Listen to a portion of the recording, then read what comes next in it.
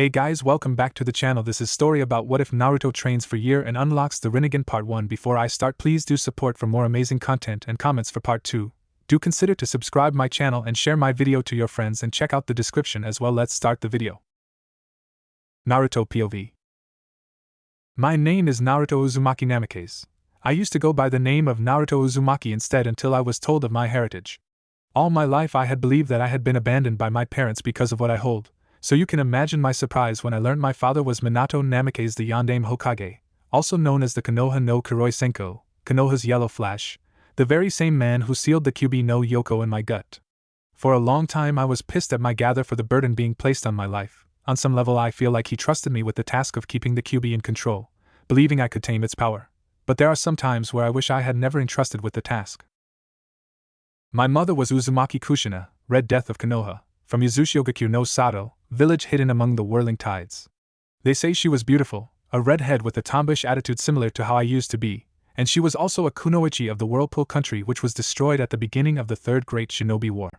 My mother was the only known survivor, as there was no proof anyone else had survived. The only problem is that she is assumed to be dead, meaning she either abandoned me at the hands of the village or she passed on but went missing. I had learned about my heritage after I brought back Tsunade to be Hokage. Jiraiya had decided it was time that I should know who I really was. I was so happy to find out I actually belonged to people that loved me and didn't abandon me like I had thought all these years. I had then learned I had a special bloodline called the Omni Elemental. This allows me to use all elements as if they were my primary element, and with me being a jutsu lover, I couldn't wait to learn all the possible jutsu out there, and even create some along the way. This bloodline was apparently from the Namikaze side of the family. The Uzumaki side was a mystery, as my mother was a bit secretive about her past, as it was a painful issue to her when speaking to others about it. I am now 17 years of age. 4 years ago I was banished from my home village Konohagakure no Sato, village hidden in the leaves, all because of the foolish council thinking they know what's good for their village. I was banished for the sole reason of not completing a mission I wasn't even the leader of, the mission where I had to bring my ex-teammate, Sasuke Uchiha, back to the village, all because he left in order to gain more power. Of course the council in their infinite wisdom decided that he was too valuable to let go and sent Shikamaru Nara, Kiba Inuzuka and his partner Akamaru Tsuji Akimichi and Niji Hyuga. All of us pursued Sasuke through the forest because he had teamed up with the Sound Four. Eventually the group broke as they started to have one-on-one fights with the Sound Four and then their fifth member, Kimimaro. Tsuji and Niji both ended up near death after defeating their opponents, Jirobo and Kidamaru. Kiba and Akamaru were nearly killed by Sakan and Yukon, but were saved by the timely intervention of Kankuro. This situation was repeated with Shikamaru being saved by Temari from Taiyuya.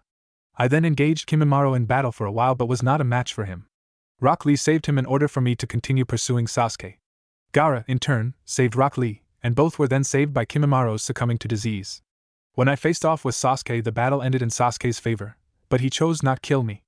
In the end, the mission was a failure, as Sasuke successfully joined up with Orochimaru. I was so weak back then I felt ashamed.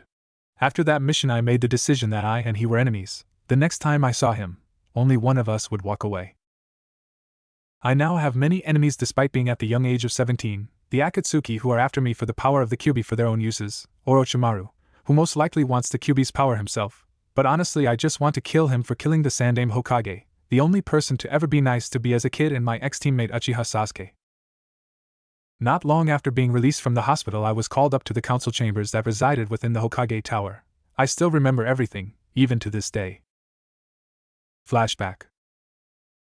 Hokage Tower. Council chamber. As Naruto entered the council chamber he could feel the tension that was in the air, which seemed to suffocate the room. Taking a good look around he was able to see all those that were present. At the top in the center was Shimura Danzo. He was a manipulative man who would use other people and sacrifice them if it meant getting what he wanted. There were also rumors that he had worked with Orochimaru on occasion, but it was never proven, just like all rumors on the man. The two other elders either side of Danzo were Udatain Koharu and Mitokado Hamura, ex-teammates of Hiruzen Sarutobi, the Sandaime Hokage. Udatain Koharu holds the belief that the group is more important than any of its individual members. Because of this, she always tries to do what she thinks is the best for Konoha, even if it goes against the Hokage's or her opinion. She is also quite demure, but does not let this stop her from voicing her opinion. In fact, despite this, Koharu is one of the few people able to put the fifth Hokage in her place when she oversteps her authority. Like Hamura, she is more militant than the Hokage she served under have been, and sometimes leans more to Danzo's point of view. Hamura is somewhat of an authoritarian, but he always has the village's best interests in mind. Like Koharu, he is more militant than the Hokage he served under have been, and sometimes leans more towards Danzo's point of view. The others in the council were all the clan heads of the Hyuga: Inuzuka, Aburame, Akimichi, Nara, and Yamanaka. Hyuga Hayashi was a strange person. Sometimes he either hated nor liked Naruto, but once he defeated Niji he started to admire the boy as he defied fate, as one might say. He was however Namikaze Minato's best friend, but because of the laws placed around Naruto he was unable to anything for the boy, leaving him to the wolves, one might say. Inuzuka-tsum had always liked Naruto even before she knew who he was. She had liked him because his personality was more like hers in every sense of the word. The fact that he had a feral look about him didn't do any justice either. She was one of Uzumaki Kushina's closest friend. She had tried to adopt the boy into her clan knowing he would be able to learn their clan techniques, as he is more of an animal, similar to all Inuzukas. Aburame Shibi had liked Naruto as he could relate with the boy considering that his clan held bugs within their bodies much like Naruto holding in the Kyuubi. They weren't stupid to relate the two as they were two separate beings. Shibi had actually gained some sense of respect for the Namikaze as he had been able to fight through all the insults, glares, etc. when any lesser man would cave. The Ino Shikacho trio had also always respected and liked the boy as they were probably the smartest clans out there. They could easily tell that the boy was just that, a boy.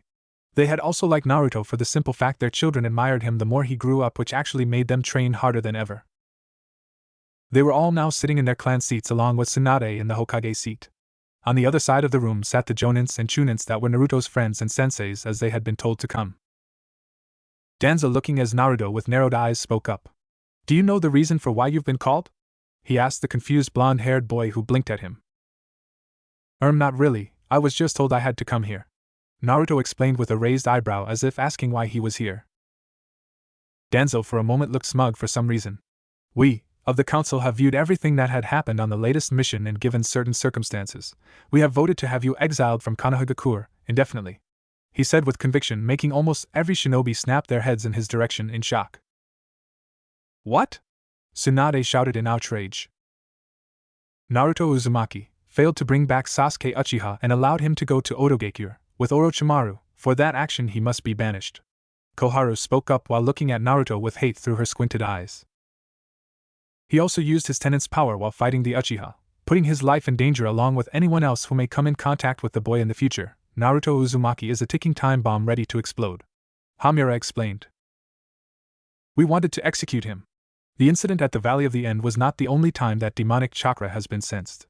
It was reported on his first mission out of the village, as well as during the Chunin exams and after them when Sunagakure was invading. We gave him a chance, but enough is enough. However, we've seen how you favor the boy, so decided on exiling him instead," Danzo said, directing his attention to the angered Tsunade. Naruto, however, kept his head lowered. Luckily, all of Naruto's friends already knew of the Kyuubi and didn't see a problem with the blonde-haired boy, so it wasn't so much as a secret anymore. "His seal has not been damaged, it most certainly isn't breaking," Tsunade snapped. "Have you no faith in the Yandame's sacrifice?" The Yandame, gifted as he was not infallible. And Jiraiya's been keeping an eye on the boy. He's a seal master in his own right. So you honestly think that he wouldn't notice if anything was wrong with it? Tsunade was absolutely livid. How dare they? Just who do they think they're dealing with? The seal that the Yandame crafted for the boy was one of his own design. It's one of a kind, and only the Yandame knew how it worked properly. Jiraiya is not qualified to make decisions in the boy. And you are? Tsunade knew that she had to end this. The mutterings of the council, particularly the civilian half, it wasn't comforting. She opened her mouth to speak, but Koharu cut her off. "So you say that the seal isn't breaking? Well then, what excuse has Uzumaki got for using the demonic chakra? If what you're saying is correct, then the fact that he can call up the demon's chakra himself is something that's even more troubling. At least the Uchiha's seal warrants an excuse for his behavior. That little, how dare she?" Tsunade was struggling to keep her temper. Before anyone could speak, they heard chuckling. Turning to the owner of her, saw Naruto with his head down while chuckling, but not a humorous chuckle, but a hollow chuckle. "You know," he muttered, getting everyone's attention. "I was wondering how long it would take the council to pull this one, treating me as the scapegoat, all because you old bag of bones can't even shit right without help. So what do? Pick the usual punching bag to place all blame on because of your incompetence." He spoke with such coldness that many actually shivered from it while the elders grew outraged. "Listen here, boy," Danzo started only for a kunai to go flying past his head, cutting some hair off the side of his head. Looking ahead, he saw Naruto with his arm outstretched and a cold look in his eyes. "No, you listen to me," he practically commanded. Everyone else looked at Naruto in shock at the way he was acting. "You say I'm dangerous because I have access to the Kyuubi power and I'll use it to practically kill and destroy? If that is the case, then why is this village still standing?" he asked rhetorically while looking around. "I have every reason to say fuck it and release Kyuubi and reduce the village to nothing, but I don't because I actually have people who see me for me and not some weapon, monster, abomination that should be destroyed. Everything I have ever done is for their safety. I have put my life on the line protecting everyone who is precious to me, and I'm the one on trial here, being told I am a ticking time bomb right now. You have no idea how close you are." He spoke as his flashed red for a second, then a sort of violet before going blue, which startled everyone there. "You are a danger to everyone here. It is only a matter of time before your presence brings destruction to Konoha." Koharu spoke through gritted teeth, anger clearly displayed on her face. All of a sudden, everything seemed to click in Naruto's mind before a small smile played out on his face. "I know the real reason you're all doing this," he said with a smug tone, making the elders and the civilian council stiffen. "Your fear for those outside the village is amazing. You're not worried about the people of this village, you're worried about yourselves, worried that I have a group of S-rank missing nin after me for the power of Kyuubi. And you know they will come for me, just like Itachi Uchiha and Kisame Hashigaki did recently, am I right?" he asked with an arched brow. "What?" some asked, confused, not knowing who this group was. "The Akatsuki?" Jiraiya spoke up, coming from out of the shadows, having listened to everything and had a scowl on his face. "Are a group of S-rank missing nin after the Biju's power for God only knows what, and what Naruto is getting at is that the elders and civilian council want to banish him to protect themselves." Everyone who had heard were gobsmacked that Naruto was in such danger, and yet the village were throwing him away to save themselves. "That is irrelevant as of now. Right now we will place a vote, whether or not Naruto Uzumaki will be banished or not." Danzo spoke up, drawing all attention back to himself. "All for?" he asked, raising his own hand up along with the advisors and civilian council, which was actually the majority of the council now that clans have become empty in the village. "And against?" He spoke with a smug tone, already knowing the result, as Tsunade and the clans held their hands up with defeated looks but nevertheless showing Naruto their support. "Naruto Uzumaki, you will be out of this village within 24 hours or you will executed. You can't do this." "Tsunade," Naruto said, stopping Tsunade in her tracks after using her name instead of Bachan. Looking up at him, she saw Naruto, who had a smile on his face despite what's happening. "Don't worry, this is the best for everyone, and you know it deep down," he said with a sigh, seeing her look down. Turning to Danzo, he got a smirk on his face. "Oh, and when you record this down, I want my full name there, Naruto Uzumaki Namikaze, son of Minato Namikaze and Kushina Uzumaki, so when you people find yourself in trouble with your enemies or if Akatsuki decide to attack anyway, don't you dare ask for my help, because as far as I'm concerned this village can burn to the ground," he said with crimson eyes, staring at the council before leaving the council chambers, leaving many people stunned at what they had just been told. "He's the son of Sakura," spoke, not able to finish the sentence.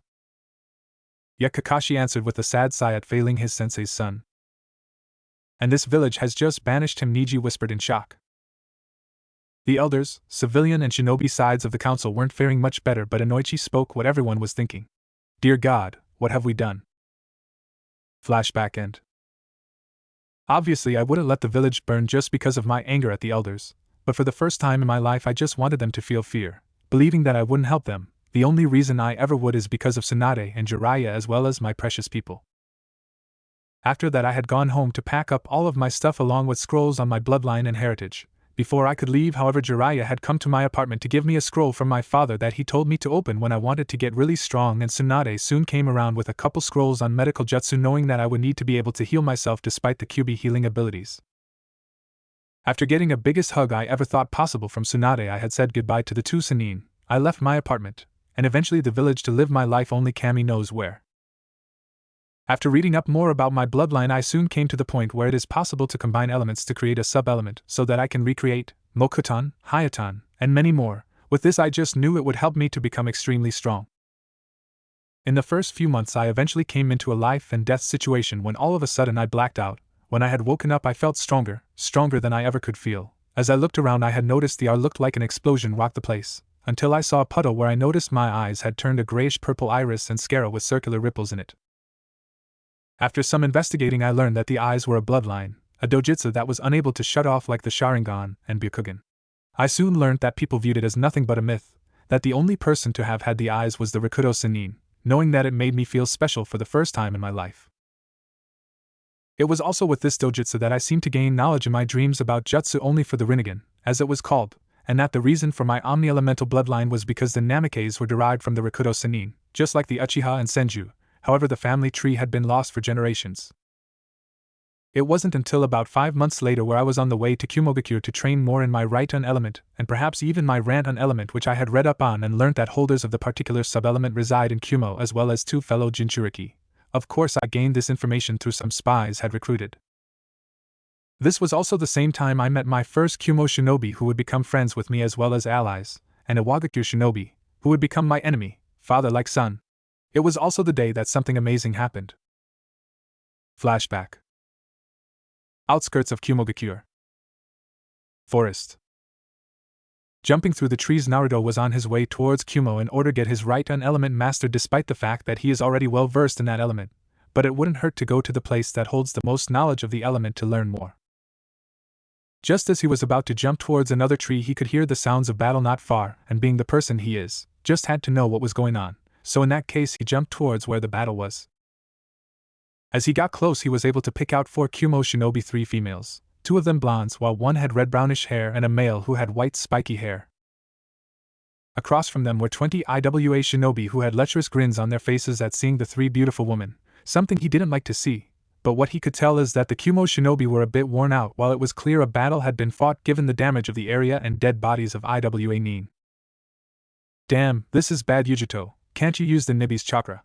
The one with red-brownish hair spoke to the young woman named Yujito. Yujito, now that he could see her clearly, was a beautiful woman. She purple slit eyes, which by the way it sounded, was because of her demon, the Nibi no Bakaniko. Well, at least I found a fellow Jinchuriki at last. He also noted she wore what looked like the traditional Kumo shinobi wear as well as a headband on her forehead. I'm too exhausted to be access her chakra right now, Karui. She replied to the now named Karui. Karui was also a beautiful woman in a tomboyish sort of way. She was also dark-skinned while wearing a standard kunoichi Kumo shinobi attire with her headband in the form of a bandana. She also had a sword strapped to her back. She had a long mane of red hair with brown underneath flowing down her back, and she had some of the most beautiful topaz eyes. This is very bad. I knew I should have been nicer to the Raikage, but no, I had to screw up and now he sent us to our deaths. I honestly didn't think he would be that upset that I hadn't eaten my cereal. The only male spoke, who was crouched down low, also wearing standard Kumo attire with his headband tied around his forehead. He had short spiky white hair with black eyes and sucking on a lollipop. He, like Karui, also wore a sword strapped to his back. Shut up, Omo, he didn't send us to our deaths, right, Samui? Karui asked the blonde woman uncertainty, who blonde short-haired woman with a massive chest stood lazily with one hand on her back as if leaning on it. She also wore similar clothing to Karui with a mesh shirt and a sword in her hand. Right, she said shortly. One of the IWA nin started walking forward. Why don't you ladies just come peacefully, and we'll show you our appreciation, he said with a leer while his companions laughed harshly, making the woman feel a trickle of fear. You wish, Yujito said with a hiss. Oh? And who's gonna stop us from taking our prize? He said as his friends started moving towards the girls and Omo. Naruto, deciding enough was enough, took action. Jumping high up, he started swirling chakra in his right hand before diving down at the IWA nin. Me! Rinnegan! Coming down fast, he smashed the Rinnegan down on an IWA nin while catching a couple more in the blast radius. Standing up from his crouched position, Naruto looked down to see the dead body of the shinobi, and kicked him away while looking around him to see he had been circled by the shinobi, while the Kumo shinobi stood off to the side in shock at seeing what looked like a mini Yondaime Hokage. Who the hell are you? A gruff IWA nin demanded. Wait a minute, another spoke almost hesitantly. I know you, you're Naruto Uzumaki Namikaze, aren't you, the son of the Yondaime Hokage? You were banished from Konoha all because you held the Kyuubi, huh? This is a once-in-a-lifetime opportunity. We can finally have our revenge, while taking the Kyuubi for ourselves. He spoke almost in glee while everyone stood stock still at the information. Kumo shinobi. The Kumo nin were in no better shape as their jaws were hanging open at the information. Namikaze Ome mumbled. Son of the Yondaime Hokage, Samui almost spluttered out. Kyuubi? Yujito asked herself in shock. That's right, kitten, I could feel his presence anywhere, there's no doubt about it, and he's the container of the Kyuubi. The Nibi spoke in her mind. Why would Konoha banish their Jinchuriki? Fear, kitten, fear make people do a lot of stupid stuff, but if I'm right from what I can feel, Banishing this young man was their biggest mistake ever. Why? I haven't felt power like him since the Rikudo Sannin existed. Unaware of Yujito's internal conversation, Karui had only one word that summed everything up. Whoa. With Naruto. Naruto narrowed his rippled eyes at the IWA Nin while gathering chakra around him ready for anything. Yes, but the question is, how the hell do you know that? The IWA Nin just chuckled. Information about you is being passed around pretty easily. It's as if someone's out to get you, kid. Don't blame them. Having the Kyuubi, being the son of one of the strongest shinobi, and then there are your eyes, the Rinnegan. Seems like someone knows more about you than you think. Naruto's eyes suddenly turned icy cold. On his short journey he has had to kill many bandits and shinobi alike. At first he hated it but eventually got used to it, understanding that he had no choice. This was his life now, and either way, he would have to kill eventually. Over time he had learned to go into a sort of zone where he would be a monster in battle. All of a sudden all the IWA Nin pulled out kunai and shuriken, intending on turning him into a pin cousin, much to the Kumo Nin's horror. All at once every single weapon was thrown at Naruto, who simply closed his eyes. Raising his arms up either side of him, his eyes snapped open as he called out, "Shinra Tensei!" To everyone's shock, an incredible force exploded from out of Naruto, blowing all weapons away at a much faster speed while creating a small crater underneath him. "Don't underestimate me or you'll pay for it!" he exclaimed as he flipped through hand seals before calling out, "Shotan, Shuriken Ranbu!" Lights started to shimmer around Naruto as shurikens started to form out of crystals before spinning around him like a tornado. Thrusting his right arm out in front of him, he sent his shurikens soaring for the 5 IWA Nin who were frozen in the spot, causing them to be shredded from the crystal shurikens that tore through the skin with such force that they slammed them into the surrounding trees. Sensing movement from his right, he spun around while flipping a kunai out of his sleeve, blocking a kunai in the hands of one of the Nin. Pushing against it, he caused the Nin to stumble back before he used his free hand to knock his opponent's kunai out of hand before thrusting his own into his heart, and kicking the body away with his right foot, and catching the kunai that he knocked away. Spinning around, he threw his 2 kunai at 2 IWA Nin, who came at him, hitting them in the foreheads, effectively killing them. 8 down, man, these guys are weak. If I didn't know any better, I'd say they were high genin, low chunin. Hearing a noise that sounded like a swoosh, he spun around only to came face to face with the end of a katana when all of a sudden he seemed to black out. Mindscape. Opening up his eyes, he soon realized he wasn't in the same forest anymore. As he looked around, he could only see what looked like a tropical forest. Only when he looked up, all he could see was red, as if the sky was on fire, which was strange since he couldn't feel any heat whatsoever. "I was wondering when you would come." A voice spoke up which sounded almost regal. Turning around, he came upon the sight of what looked like a man dressed in a samurai outfit. The only strange thing is that the outfit was made out of fire, while bits of it were metal, such as the kneecaps, elbow pad, shoulder pads, feet, and gloves. The outfit gave off a powerful feel, while also feeling like he should welcome it with open arms, like it's a part of him. "Who are you?" "You're Zanpakuto." The figure spoke simply, as if no explanations were needed. "Zanpakuto? What's that?" Naruto confused. The figure chuckled behind its helmet. A Zanpakuto is a manifestation of a person's soul. It is extremely rare for a human to ever obtain a Zanpakuto, but that is irrelevant right now, seeing as you have one. Anyway, Zanpakutos are unique to their owner, as the swords are both reflections of their owner's soul and power, and sentient beings unto themselves, hence me. The physical form of a Zanpakuto is a sword. This sword will be a representation of your soul and will be formed to be one with you in a way. "So you're saying that you are a sword? And I'm the only one who can use you?" he asked. "Yes, there are a few things first, however. Every Zanpakuto has its own unique name. A Zanpakuto can determine whether or not its wielder is worthy of its power, and also each Zanpakuto have their own true form. This isn't mine at the moment. You could say this is my first form in a way." "Okay, I understand more. So you say each has its own name. What's yours?" Naruto asked with a raised brow. "Well, normally people don't hear their Zanpakuto's name straight away, but I got a feeling you aren't like the others very well. My name is Ryujin Jaka." As soon as the name was spoken, Naruto could literally feel the power that came just from the name. "Ryujin Jaka, huh? I like it." Naruto spoke with a grin. Ryujin Jaka also chuckled. "All Zanpakuto are different, as they each have their own ability. Mine is the ability to control all fire, big or small. There are also different levels when it comes to Zanpakuto, which are sealed. This is the base form of the Zanpakuto. Like so, opening his hand, fire swirled around it before settling into his palm and stretching out, and eventually forming a sword. The sword was one of the most amazing things he had ever seen. It must have been at least 5 feet long, standard katana with a dark purple handle and a circular hand guard with what looked like a phoenix engraved around the edge. The scabbard was a royal purple with a red tassel that hung off the top just underneath the guard. This is the sealed form. The next form is called Shurikai, initial release, the second form available to a Zanpakuto. To activate it, the wielder needs to learn the name of their Zanpakuto. This is not as easy as simply picking a name, as the living spirit of the Zanpakuto already has its own name. Therefore, the wielder must be able to communicate and harmonize with their Zanpakuto effectively, which requires being able to speak to the spirit within its world, very much like we are now. However, it is the third form, Bankai, that is most difficult to acquire. One must be able to materialize and subjugate their Zanpakuto spirit. Materialization means the opposite of getting dragged into the Zanpakuto's inner world. Instead, the wielder needs to summon the Zanpakuto's spirit into the physical world. It usually takes 10 years or more to achieve, plus the experience needed to master it. By achieving this, the power can increase tenfold. However, even with the usual time, I have faith in your ability. How come I have this power, though? Naruto asked with a raised brow. That is a good question, my boy. Well, first off, what do you know about the Shinigami? Ryujin Jaka inquired. Just that it was the one to put Kyuubi inside of me. Correct. Ryujin Jaka said with a nod. But that's not all. The Shinigami goes around the world searching for pure souls, like you, to do his work for him in a way by giving them powers.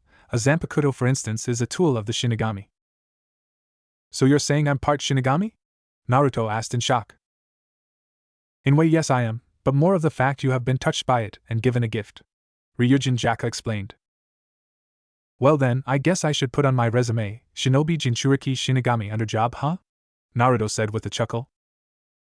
Haha, you must be careful though. With having the Kyuubi within you, it may corrupt the Shinigami powers. But be warned also that there will be people out there with Zanpakutos. They may not all be good either. Naruto's mouth was practically through the floor with the information provided and couldn't help but feel giddy. Awesome, so how do I use you, or earn work with you? Is that's the right way? I'm not used to this sort of thing. Ryujin Jaka just laughed. It's okay, my boy, in time you will learn as we grow together, but for now I will give you the knowledge you will need to use me. Simply touch the Zanpakuto within my hand, and all information needed will be given. He said, holding out his hand. Naruto without hesitation grasped the scabbard part when a rush of feelings flew into him, and power of the likes he had never felt before enveloped him in its pure energy while information flew to his brain. Outside world.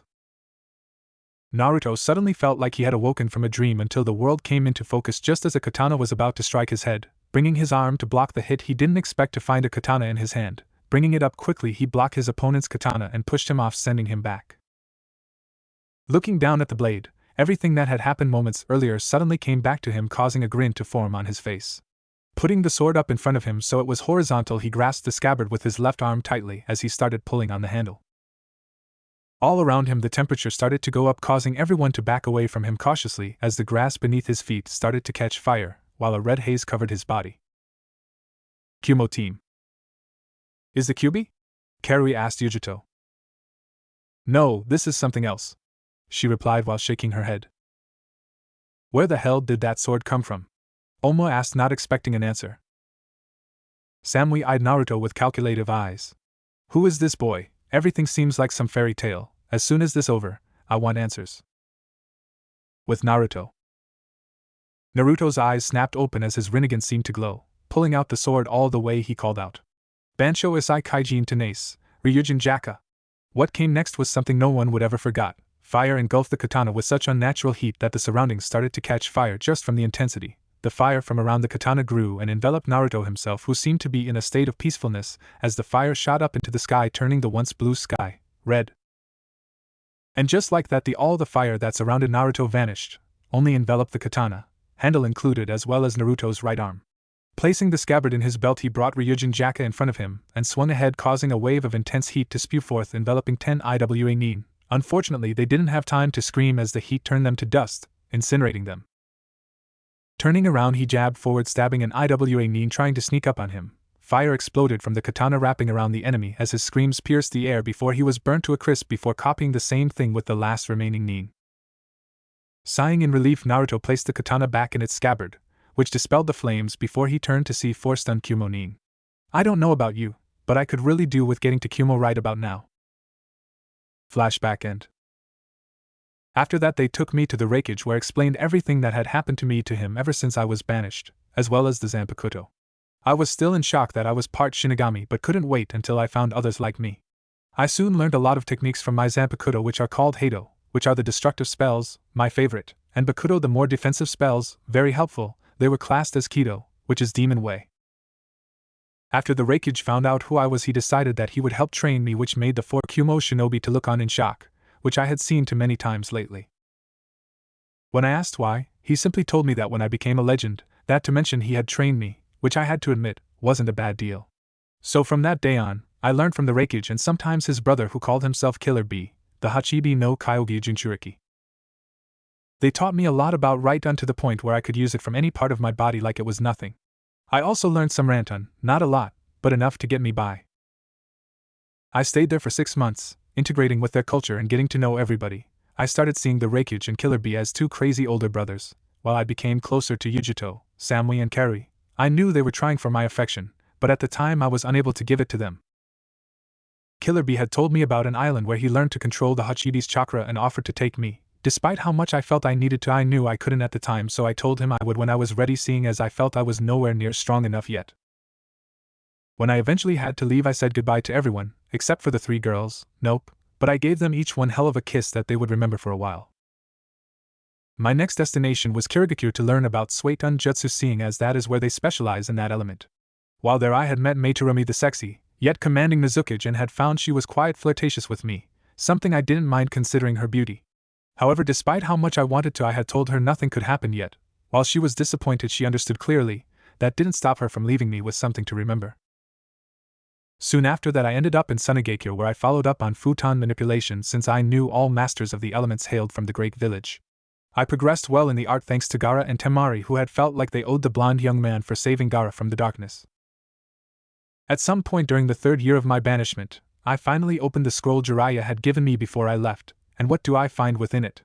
The entire Ika Ika Collector's Edition, as well as something else my father left behind, Hirashin no Jutsu, the very thing that made my father who he was now all mine. I also started learning from Tsunade's medical scrolls and had to admit they helped.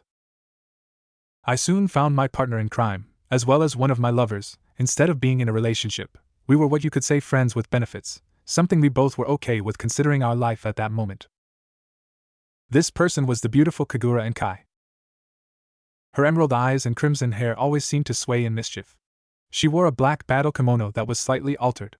It was altered in a way that it was very revealing. Yet to underestimate her would be a great disadvantage. She was carrying in her hand a wicked-looking demon scythe, Beni Akatokiyami, Crimson Moonless Dawn. The scythe had a bone-like handle in black up to 5 feet with a flat metal base for it to stand. At the top of the scythe where the blade is connected there is what looks like an emblem of a silver skull with ruby red eyes. Whereas the curved blade that is connected is black with red along the edges, making it look like blood. The scythe, to my shock, was actually a Zanpakuto, the first other person have met who was part Shinigami. Apparently her Zanpakuto had explained it all to her.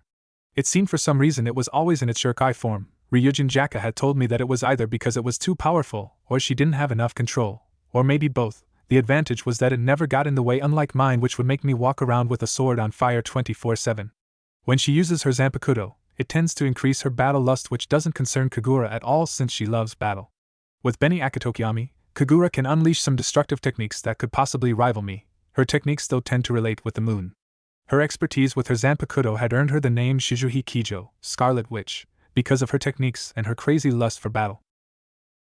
I had met her close to Kirigakure, where she thought I was a bounty hunter. Long story short, we fought, I won, she joined me, and we eventually had hot steamy sex. All jokes aside, she is the only person to come close to killing me aside from the Raikage. On the 4th year of my banishment I had learned that Gaara had been kidnapped by Akatsuki but eventually rescued and brought back to life thanks to Konoha. I couldn't believe I didn't even know he had been kidnapped until it was way too late. I felt like the worst friend. What I did know was that if Konoha hadn't been able to save him, then Akatsuki would be wiped off the map. It was also during the 4th year that I was traveling past Amigakure when I was confronted by an Akatsuki member. However, this one was different, and the fact that she was female was a big starter, as everyone I had met or known about were male. Her name was Konan. She was a truly beautiful woman who held up a cold expression to hide her true feelings. But against someone who had led a harsh life, I could easily see it through her eyes, the pain, loss, hurt and regret. We had fought, obviously. I kept my eyes hidden so that no Akatsuki member would know about them should they know of them, which would make them my trump card, so to speak. I eventually beat her and spared her. Flashback. Conan and Naruto stood away from each other, both bloody and battered. Naruto's clothes were torn and he had cuts all over the place thanks to Conan's paper attacks, which honestly were a bitch. Conan wasn't much better. She was burnt, soggy and frazzled. Some of her Akatsuki cloak had been burned off, almost revealing. It was at that point that Conan dropped to her knees, admitting defeat, admitting being weak to beat her opponent. Naruto, seeing he won, turned away and started walking, confusing Conan. "Why aren't you going to kill me?" she asked, confused. Naruto looked back at her and had trouble keeping the blush down at how beautiful she seemed as the sunlight broke through the clouds. "I see no reason to kill you," he said as she looked at him in disbelief. "But I'm your enemy," she exclaimed, showing emotion for the first time in a while. "You know what pain really is, I can see it in your eyes," he said as if it was the simplest thing. "What would you know of pain?" she asked with an edge to her voice. Naruto walked over to her and knelt by her. "Because I am the Kyuubi Jinchuriki," he said, shocking her. She didn't know he was a Jinchuriki, just that he was trespassing an aim, and he had to be dealt with.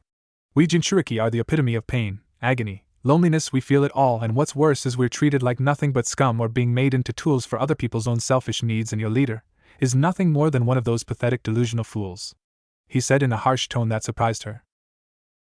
"You don't know anything about him," she said sharply, trying to defend the man who had been with her always. "Really, you mean I don't know who your oh so great leader is, Nagato, or is it Yahiko?" he asked, nonchalant, causing Conan's eyes to widen. "How do you know who he is?" she questioned harshly. Naruto smirked. He was getting to her. "I have my ways. I heard all about you, Nagato and Yahiko. At first, when I saw your blue hair, I thought nothing of it, but when you used paper for Jujutsu, it confirmed my suspicions. You are alive, unlike what the rumors say." Conan's brain was racing. She didn't think that this meeting would turn out like this. She finds out he's a Jinchuriki, then he know about the three of them, and then Nagato. Now she finds out he is Jiraiya-sensei's pupil as well. Maybe, just maybe, he can save me. "What do you want to do with your life?" he asked, startling her from her thoughts. "What do you mean?" she asked, confused. "I mean, do you want to live your life with a man who only sees people as tools to help with his grander plans, or do you want to be free?" Naruto asked, causing her to look down. "I don't know anymore," she said as she broke down in front of Naruto, crying for everything she had lost before, how her whole life had been a waste of time serving her childhood friend who would use her as long as it reached his goals.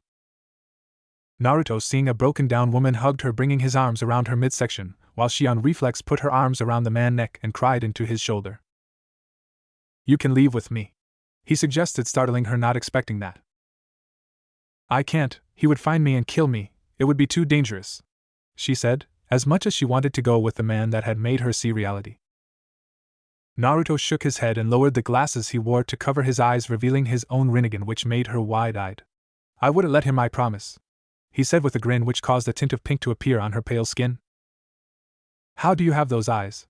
she asked, confused, as she thought no one else would get them. Naruto sighed and massaged his temple. "Honestly, no idea. One minute I was near death and woke up in an empty battlefield with these eyes. I will protect anyone precious to me, and if you come with me, that means you too," he admitted, as he wanted her to come with him to live a more peaceful life than as a tool. Conan was stuck. She could leave Akatsuki and live the life she had always wanted, or she can stay and be a tool to be used and thrown away at a later date. Conan, however, was too afraid. "I can't," she said solemnly, which Naruto nodded his head at. "I understand," he said as he stood up and started to walk away, which incidentally caused Conan to panic, realizing she may lose her chance at happiness. "Wait!" she shouted as she ran up to him and hugged him from behind. "What if I be your spy? I could tell you everything that is going on and what's what, and when the time is right I can go with you," she pleaded. She did not want to lose this chance. Naruto pondered that thought but shook his head, crushing her hopes. "It's too dangerous for that. If he suspects you of doing anything against you, he would kill you," he said, starting to walk forward, but she kept a grip on him. "Conan, if you do this, you will be putting your life on the line. You would never be safe." "I don't care. I've been in these types of situations before. In a way, I want to save him, but I know that won't be possible. You're the only one to ever be nice to me like this and see through my exterior. You're the only one to take notice of how I feel. Please give me this chance. Let me prove I can do this for you. I know you can't easily trust me for this, but if I help you take him down, I can free aim as well. I can become the leader and make an alliance with whatever village you will be with." She never wanted something so much before, and given this opportunity she had to make it work somehow. In some strange way she felt an attraction to Naruto, as he reminded her of Yahiko, sort of, someone who would go out of their way to help people no matter who they were. Naruto seemed to think it over. While she would be valuable at getting information about Akatsuki, he didn't want to put her in that position that can be so dangerous. Fine, he said, turning around and saw she had a small smile on her face. But you have to be careful, I will come back for you eventually one way or the other, he informed his new spy, getting an affirmative nod. With that she told him everything, how the 3 orphans were betrayed by Hanzo as him and Danzo struck a deal to kill the 3, where only Yahiko died, causing Nagato to turn on his path to peace, which was in the wrong direction as he thought so. She also told him how Nagato had taken up to using 6 bodies besides him to use the Rinnegan abilities separately. Basically she told him everything. End flashback. Ever since that day we had met up on occasion where we would share information about many things. It was one of these times we fell for each other. At one of the meetings we ended up in a makeout session on a field crowded by trees. I don't know how it happened, but I didn't complain. We started to open up a lot more as well. She told me everything about herself along with me doing the same. We eventually became lovers. At first I wasn't so sure about it, but after talking about how I needed to reform my clans as I was the last one, we decided to take the next step. It wasn't long after that I had finally learned the Hiraishin. Once I did, however, I met up with everyone important to me that I met up and gave them a special 3-pronged kunai in case they ever got in trouble. Which brings us to the present, where I felt a pull on my mind indicating a kunai had been used. Normal POV. Turning to Kagura he said, "I've got to go, Hiraishin pull, someone must be in danger when you can feel my chakra followed as fast as possible," he said before giving her a full-blown kiss which she gladly returned. "I'll be there," she said with a flirtatious smile. A second later he was gone. Hai no Kuni, the land of fire. Border. Yujito and I had never been in such trouble before. All she was supposed to do was be on a mission to an outpost within a town to drop off a package, and that was that. Now though she was thinking something else was going on. And that something was Akatsuki. In front of the blonde-haired woman were the immortal, zombie brothers Kakuzu and Haiden, and she was in major trouble of actually losing. Well, that was until teams from Konoha had appeared. Apparently they were after the same Akatsuki members. From she had heard the 2 Akatsuki had killed someone called Asuma, one of the team's senseis. Yujito had introduced herself as the Nibi no Bakaniko Jinchuriki, which made sense to them with seeing her fighting these 2. And it was then they started fighting. Even she knew that was foolish. From her information on them, the teams sent were formed out of Shikamaru Nara, Ino Yamanaka, and Chuji Akimichi with Kakashi Hataki as the leader. The second team was formed out of Sakura Haruno, someone called Yamato, Kurinai Yuhi, and someone called Sai. However, neither team was getting far. They had seriously underestimated their opponents as they didn't realize just how powerful this Kakuzu was. They had found out he had 5 hearts, which was truly something they didn't expect, along with the fact he could use all the elements from some masked creatures. Their other opponent Haiden was the hardest as he was invincible literally. However, Shikamaru had taken somewhere else to do battle as he felt it had to be him. When Yamato, Kurinai, Sakura and Sai had gotten there, they had sent Sai and Sakura off to help with Shikamaru, as Sakura's medical ninjutsu and Sai's aerial jutsu could be very helpful. Up to now they had killed Kakuzu twice, meaning he had the hearts left. Kakashi had killed one using Raikiri, and the other one was killed by Haiden, who had been tricked by Shikamaru and ended up using Kakuzu's blood in his ritual sacrifice, thinking it was Shikamaru's. Kakuzu's remaining 2 masks had merged with Kakuzu's back. These masks were blue for Futon and red for Katon, a bad combination. Kakashi and his team along with Kurinai and Yamato were exhausted, and they knew if some miracle didn't happen they may never make it out in one piece. "We need a miracle," muttered Kurinai as she surveyed the area and seen it looked like a great war had happened with all the craters and trees that had been reduced to stumps now. "I know, but we have to everything in our power to stop this guy," Kakashi replied as he too was looking around seeing if there was anything they could use. "I can see why this guy is part of the Akatsuki," said Yamato as he had run out of chakra to use any of his Mokuton jutsus that may make a difference. Ino and Chuji were practically exhausted and couldn't do any more jutsu. Ino's were ineffective as she needed the opponent to stay still, and Chuji couldn't get close enough without a jutsu shoved in his face. Kakuzu looked at the in amusement, knowing they were fucked. He was going to enjoy taking Kakashi's heart for his own and maybe Mokuton user or the Genjutsu mistress. Yujito, who had been watching by the side the entire time, still exhausted, realized it was now or never. "I think I got just what you need," she said, gaining their attention as she pulled out an Hiraishin kunai. "I hope he doesn't mind seeing these guys so soon." As soon as Kakashi saw the kunai, his mind almost blew, not understanding how this woman could have that kunai, seeing as only one other person could ever use it, which hopefully meant one thing. "Hiraishin? How do you have that?" Kurinai asked, shocked. Yujito just chuckled. Let's just say, you'll be surprised. Once she said that she chucked the kunai as hard as she could in between herself and the Konoha nines where a crimson flash blinded them. As soon as the flash vanished, the Konoha team were in shock at seeing someone they hadn't expected in a long time. Naruto Uzumaki Namikaze was back. He now looked like an 18-year-old young man. He stood at an impressive height of 6 feet 2, he had blonde spiky hair with black highlights that stood up all over the place that flown down past his shoulder blades, much like Madara Uchiha's hairstyle looked like. His face was unblemished, not as much as a spot of dust on his tanned face. His Rinnegan eyes were on show for all to see. They still displayed some warmth in them, but not as much as they used to. On his left ear he had an earring of what looked like a phoenix that dangled slightly on a very short chain. His face was set into a blank stare, as if he was staring at nothing at all. He wore steel-toed black combat boot along with a pair of baggy black cargo pants with various extra pockets, a shuriken and kunai holster strapped to each leg due to becoming ambidextrous. He also had a utility belt with several pouches on it along with scrolls for easier use. He wore a normal black t-shirt that had an upturned collar covering his neck. On top of that he wore a black sleeveless trench coat with crimson fire licking the bottom, much like his father's own trench coat. Due to having no sleeves on it, his t-shirt covered up his biceps only. However, he did wear a pair of fingerless gloves which seemed perfect for fighting as they had metal plating fitted in. On the back of the trench he had the kanji for Shinkasenko, Crimson Flash, in gold stitching vertically. The trench coat's collar stood up covering his neck. Around his neck was also a beautiful silver chain necklace where it held a replica of a phoenix along with another beautiful necklace he had received from Tsunade Senju. And last but not least, Ryujin Jaka strapped to his left side in his utility belt, showing off its beauty while also being perfectly placed for a quick draw. Looking to his left, Naruto saw a panting Yujito. "Yujito, what's going on?" he questioned. Yujito looked towards Kakuzu where Naruto followed her line of vision, only narrow his eyes. "Akatsuki came after me. I was almost captured when those Konoha shinobi," she paused, pointing over to Kakashi and the gang where Naruto got his first look at them in over 4 years and gave them a nod in acknowledgement, and showing no bad blood between them. "They sent some of their shinobi after the other Akatsuki member called Haiden, but this guy takes the piss," she said before she went on to explain everything that had happened up until he appeared.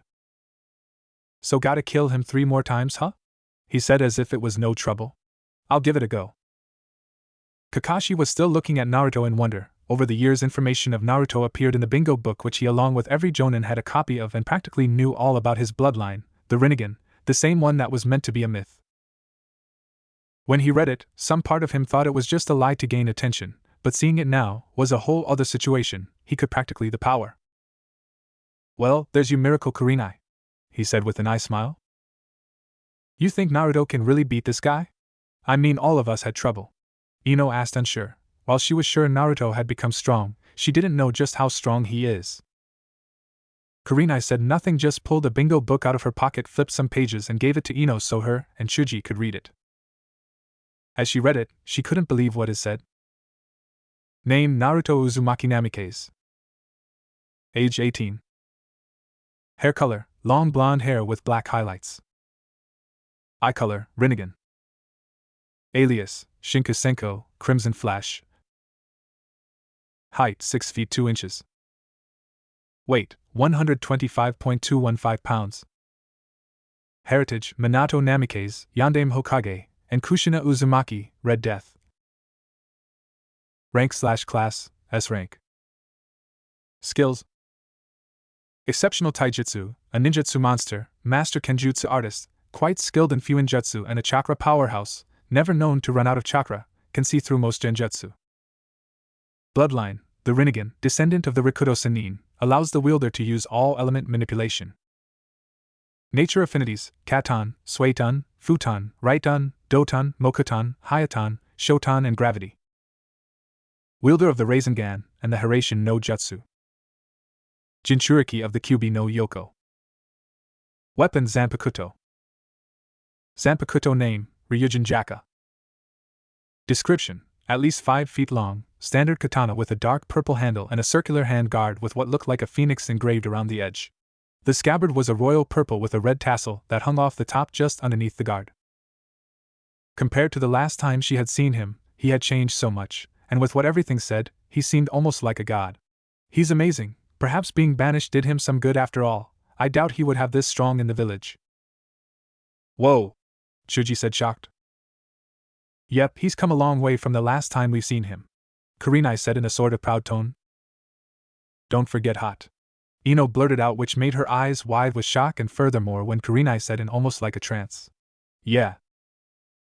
Kakashi, hearing them, shook his head. Lucky bastards, Naruto.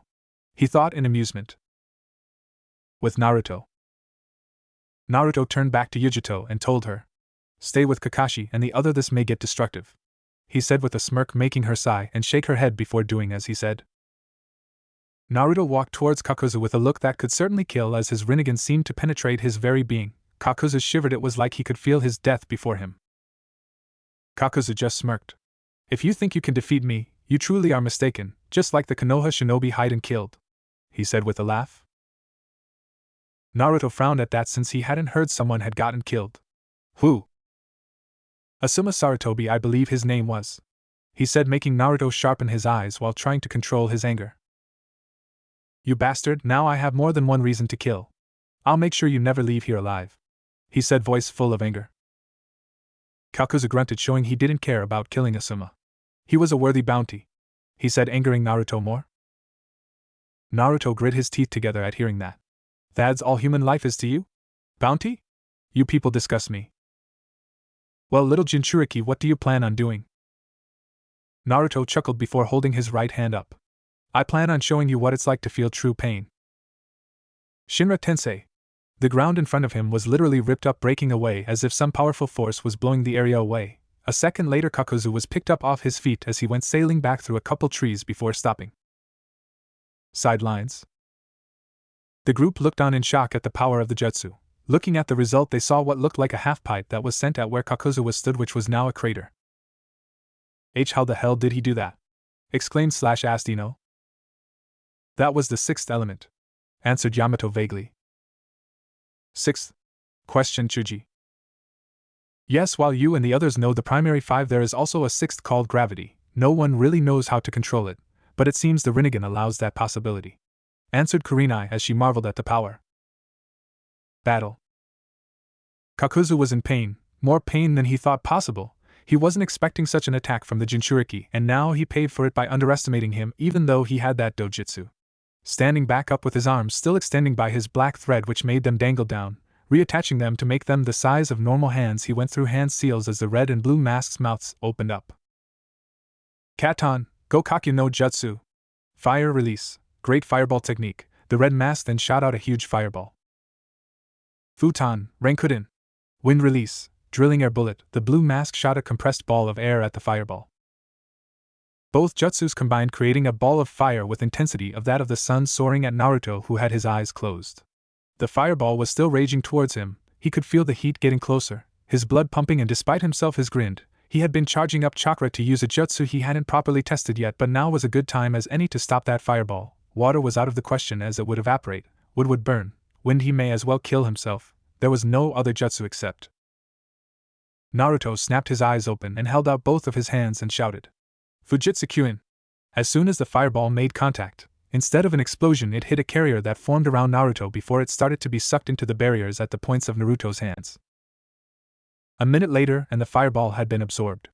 Sorry Kakuzu, but jutsu don't work on me. Sidelines. Holy shit! He just absorbed the freaking jutsu! Ino exclaimed, amazed at the jutsu. It appears as if that is one of the abilities of the Rinnegan. Truly an amazing dojutsu, responded Kakashi. Ha! And to think everyone in the village thought that the Sharingan was the greatest. Can you imagine if he ever turned on Konoha for revenge? Mused Chuji. We would have the worst possible enemy. Deduced Kurenai. She had always held respect for Naruto even if she didn't admit it, and right now she was a little turned on at seeing him fight with such power. After all, power attracts. Has anyone noticed Naruto has not moved at all since the battle started? Yamato stated. Everyone looked down, and sure enough, no sign of him moving. Amazing!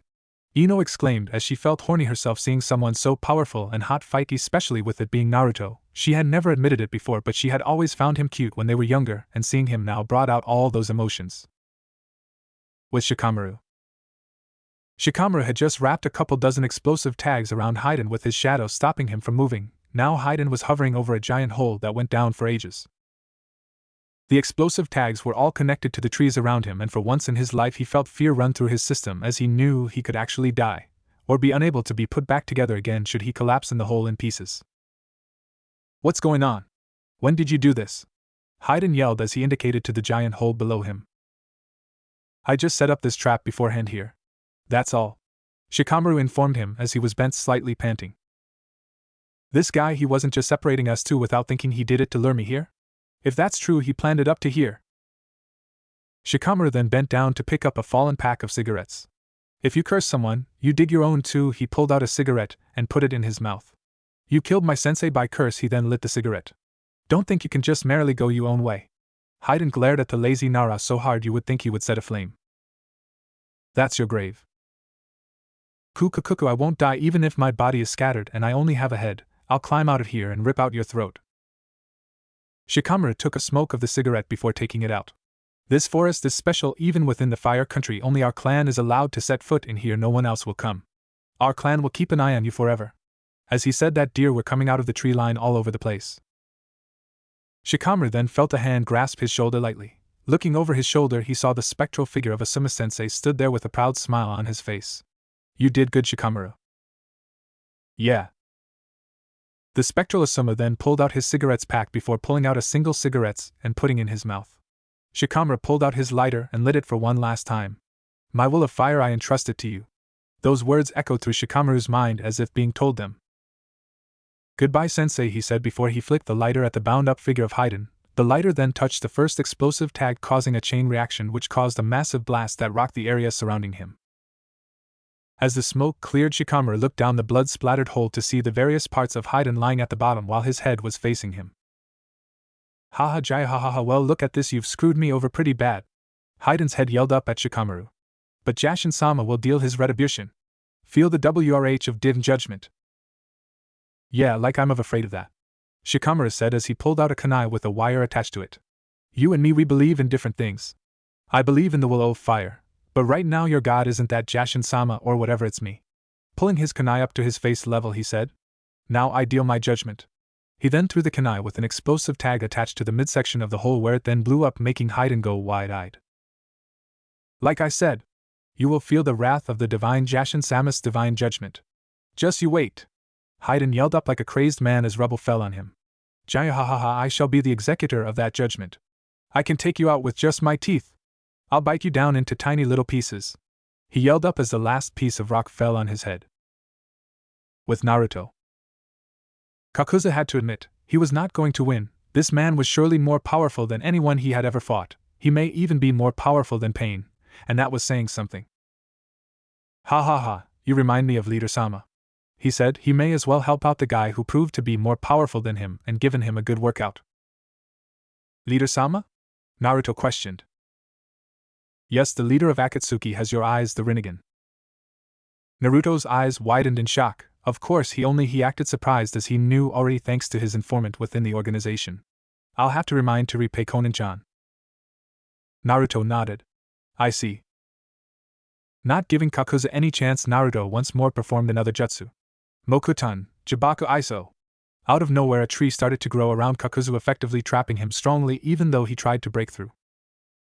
Kage Bunshin, he said as he created a clone. Putting his hand out, he formed a Rasengan. His clone started to add wind chakra.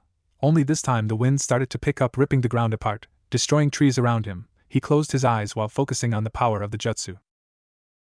Futon, Rasen Shuriken, Naruto declared while everyone had to shield their eyes from the sheer power coming from it. Naruto held up his hand as the jutsu whirled around him, taking on the appearance of 4 large points, making the Rasengan appear as a giant Fuma Shuriken, with the Rasengan in the center remaining a perfect sphere. Kakuza looked at it like he had shit himself, which at this situation he wouldn't surprise himself if he did. That jutsu, I have to get out of here, that will definitely kill me. Sideline. I can't believe he done it, exclaimed Kakashi, who right now seemed ecstatic, confusing the others around him. Done what? Asked Kurenai as the wind seemed to get stronger and stronger. He completed the Rasengan. Completed? Asked Ino as the screeching was getting higher by the minute. Kakashi nodded. Yes, when the Yondaime created the Rasengan, he initially wanted it to combine his elemental affinity with it to make the ultimate jutsu possible. However, he was never able to progress that far as he had a pregnant wife to take care of, and truthfully he never had the control for it. But it seems Naruto has done the impossible again. he exclaimed happily, and the others finally got what he was saying. Amazing! Chuji said, proud of how far his friend had come from being the dead last. Naruto-kun can really surprise you at times. Yujito spoke with a smirk. Battle. Naruto cocked his arm back and looked at Kakuzu, who was struggling in the tree he was in. Goodbye, futon, Raisin Shuriken. Swinging his arm forward, he threw the jutsu. No one could believe it. Naruto had just thrown a jutsu that needed so much control and had so much power that no one could even dream of using, and yet he simply chucked it like it was nothing. The Raisin Shuriken soared across the battlefield like a disc, screeching until it hit its mark, cutting through the tree and lifting Kakuzu up in the air from the force. The Raisin Shuriken then exploded, creating a dome 80 feet wide of wind and chakra. Inside the dome, though, the masks that were attached started to crack all over before finally dissolving into nothingness, and Kakuzu was being cut to shreds at a molecular level. Naruto stood at the same spot, amazed at his jutsu, as it was the first time he used it against someone. He looked as the dome started lowering down until it revealed Kakuzu still floating in midair, being attacked by hundreds if not thousands of tiny wind blades before falling down in the 40 feet deep crater. Naruto started walking towards the crater along with his friends, who jumped by him. Such power! Exclaimed Ino as she almost pissed herself seeing the destructive power. Amazing! Whispered Kurenai as she wished and promised that she would never get on Naruto's bad side. Good thing she always admired him then.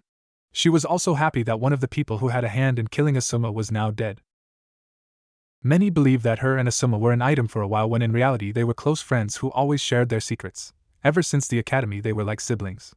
She only hoped Shikamaru was alright, as he was the closest to Asuma, probably more than her on some level.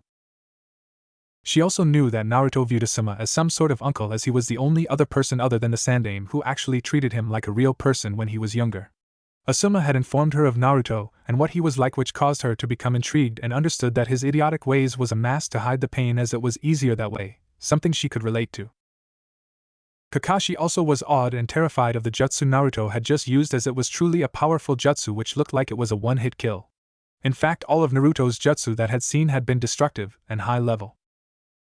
If he was honest with himself, he didn't expect Naruto to become this much powerful. He was going to fix his past mistakes and hope that he could still give Naruto some jutsu such as his own Chidori and Raikiri, which, knowing Naruto, he could improve them in ways he only wished he could. Kakashi walked up to Naruto, a little wobbly at first as he was slightly fatigued from his previous battle. He stood by Naruto and grasped his shoulder in a proud way. "Your father would be proud of you," he said, making Naruto grin and scratch the back of his head, which caused Ino and Kurenai to nearly shout kawaii. Before anyone could say anything, they heard someone appearing close by. Son of a bitch. Looking over, they came to the sight of Kagura looking at the crater with wide eyes. Lifting her eyes from that, she walked over to Naruto. "You never told me about that jutsu, Naruto-kun," she said with a pout, which Kurenai thought she looked like Anko. "It was too dangerous to show you without getting hurt," he explained casually. Hearing Kakashi cough, Naruto looked at him before he realized that no one knew Kagura. "Sorry, guys, this is Kagura and Kai the Shijuhi Kijo," he said, making them wide-eyed that Naruto knew such a person. It wasn't a secret that she was a bloodthirsty. "Kagura, this Kakashi Hatake, Kurenai Yuhi, Ino Yamanaka, Chuji Akimichi, and from I understand, Yamato." "It's nice to meet you," Kakashi said, being polite. "Right back at ya," she said before turning to Naruto. "We should get going soon." "Where are you going?" Kurenai asked. "Well, we were going to take Yujito back to Kumo and kick the shit out of the council for what I can presume sending her here for a trap, am I right?" he asked Yujito, who grew a scowl. "Yep, those bastards have hated me for as long as I can remember." "Well, we'll be seeing ya," Naruto said as he started to walk away before stopping and getting something out of his pocket and going back to Kakashi. "Could you give this back to Tsunade? It's important. Oh, and I've made sure only she or Jiraiya can open it," he told him before he gave him a scroll and getting a nod. "Sure, Naruto, do you think you'll ever return?" Sighing, Naruto turned back to look at Kagura, who was talking with Yujito. "I don't know, I doubt it while Danzo and the elders are still there, and if I was, I'd make sure Kagura comes with me." "Lovers?" Kakashi asked with a raised brow while Kurenai and Ino glared at him, until Naruto actually chuckled.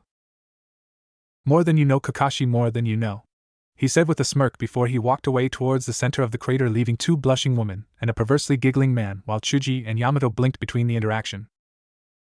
Naruto walked over to the body of Kakuzu and opened up a scroll in front of him. Drawing some seals on the black scroll, he then placed his hand on the seal and Kakuzu, and just like the body disappeared. Walking back to Kagura and Yujito, he grasped both of their shoulders before vanishing in a crimson flash, leaving the Konoha needs to go home. With Shikamaru. Shikamaru had just walked out of the forest line with a deer of his clan walking alongside him. He was currently holding the packet of cigarettes that were once Asuma's in his hand.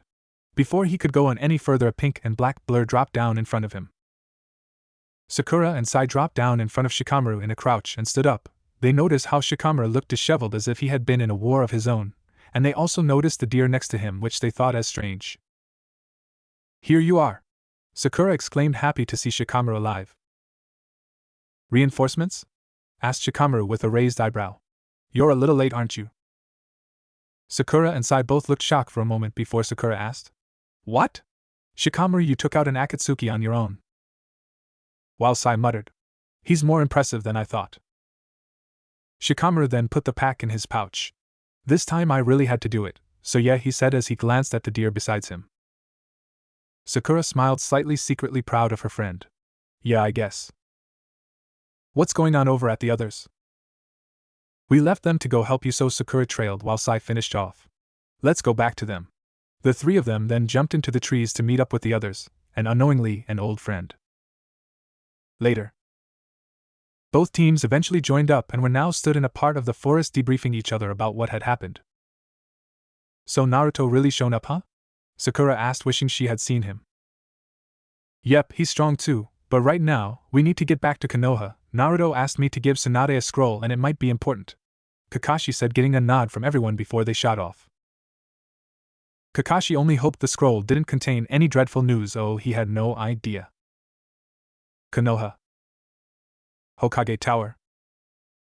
Tsunade's office. Tsunade sighed as she listened to Kakashi's report on the mission and how they almost got killed, or at least they would have had a certain blonde-haired Jinchuriki not save them at the last minute.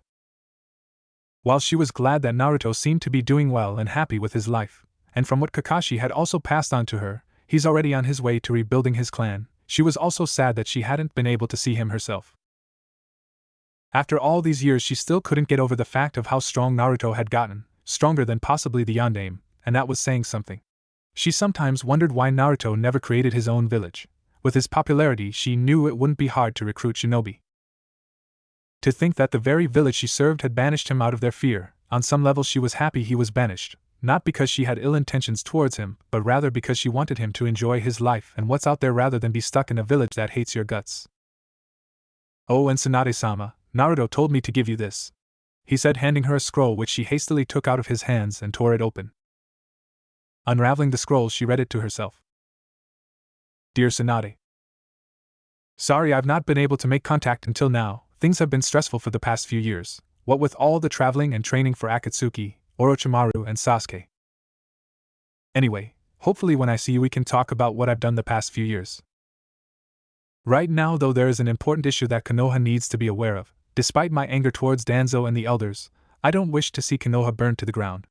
The reason for this scroll is that I believe that Orochimaru is planning an attack on Konoha in the next couple of weeks. I know it may not sound believable, but I have someone who is close to Orochimaru as my spy. He has been rebuilding his forces the past few years while improving on the curse seal to allow the wearers more control, making them more dangerous. What I need for you to do, however, is plead with the council to hire me as a sort of mercenary. This will also allow me the opportunity to be able to help protect Konoha for a while, as I know Akatsuki will attack there, knowing I have people I care about. Also at the bottom of this scroll is a seal that only your blood will open it. Use it if there is no other option. Goodbye. Hopefully I'll see you soon. Love, Naruto. P.S. I'll be bringing Kagura if I am coming back. I will be on my way to Takigakure if you need to reply." Smiling to herself at the fact she may see Naruto soon, she bit her thumb and slid it along the seal, smearing her blood on it, causing a poof, revealing the three-pronged kunai which caused her eyes to widen. Son of a bitch actually learned it. Chuckling to herself, she pocketed the kunai before looking up at teams in front of her. "Thank you, Kakashi, you're all dismissed," she said with a smile, while they gave nods before leaving. Pressing a button on the intercom, she spoke. "Shizen, call a council meeting in the next hour, and tell them it's important," she ordered. "Hi Tsunade-sama," she heard back. Nodding to herself, she relaxed back in her chair while hoping she sees Naruto soon. Kumogakure. Reikage Tower. There weren't many things that could easily scare the Reikage. Being born and raised in a place such as Kumo had built a tough shell around him and learned to be calm and face all dangers that may come at you. Despite this, there were things that did scare him, such as his assistant who would get pissed at him for missing a meeting or accidentally destroying his office and training ground. Then again, maybe all women could scare him, especially when they give you the look. And let's not get started on the paperwork fiasco that seemed to multiply whenever he looked away. However, what really scares him is the full-on glare by a pair of Rinnegan eyes, while Yujito and Kagura stood off to the side watching everything. "What the hell is wrong with you?" Naruto growled out angrily. "What?" the Reikage asked, confused. "You sent Yujito on a mission to deliver a package. Instead she got ambushed by a pair of Akatsuki. Now try and tell me how they knew exactly where she would be," he spat out. "The council gave me the mission for Yujito, said it was important and only she could do it," Reikage explained. "And you didn't make sure what the mission was? You know better than me that the council want Yujito gone. I know for a fact that if it was Killer Bee going on that mission you would have double-checked everything." At that the Reikage jumped out his chair, howled only for him to be forced down by an invisible force. It was at this point that Team Samui came through the door and could easily sense the tension in the room, especially when they hadn't seen Naruto so angry and the Reikage so red in the face. "You know full well that you should have backtracked the mission, make sure it was reliable and who the client was. If Yujito didn't have my Hiraishin kunai she may have been dead right now, or worse," he exclaimed angrily. "I have half a mind to go and kill those pathetic counselors. They remind me too much of Konoha's council." "All right, you're right, I should have double-checked them, but I didn't expect the council to pull this one on me, especially when they're already scared of you," he admitted while Team Samui looked on in shock at what was happening. Looking at Yujito off to the side, they saw her looking down while Kagura had a blank look on her face. "If they're scared of me, I'll go give them reason to be even more scared," Naruto said with a creepy grin before he vanished in a crimson flash. "Oh shit," Reikage groaned before getting up with the others following. Council chamber. As the council were in a meeting of the usual day-by-day business, while silently celebrating for getting rid of the demon child once and for all, they were ill-prepared for the doors to come flying off its hinges, and meeting the deathly gaze of the Rinnegan. "How are you all this fine day?" he asked with a sickly sweet voice. "Namike-sama," whispered a merchant in shock. "I think it's been a lovely day, to be honest, traveling around, enjoying the sights, when all of a sudden I was teleported to a fight involving the Akatsuki and a certain Jinchuriki. Now I know you guys had nothing to do with that, right?" he asked rhetorically, and yet it sounded so sincere. "Of course, we would never do something like that," one man protested. "So it wasn't you who assigned the Yujito her mission, which ended up being an ambush?" "No. Like we said, we wouldn't do such a thing," another man protested while sweat trickled down his forehead. "I can never understand councils. I mean, this village practically worships Jinchuriki, views them as something akin to angels, the complete opposite of my home, and yet there's people like you who wish to take it all away from them. And for what? Power? Money? You people make me sick. If I were the Reikage I would have you in jail for treason. The last time I checked, a Jinchuriki is a human being, a shinobi, part of the community, and I know better than anyone, seeing as I am one myself," he growled out as the council started glaring at him. Behind Naruto stood the Reikage, Yujito, Team Samui and Killer Bee, who had heard the commotion.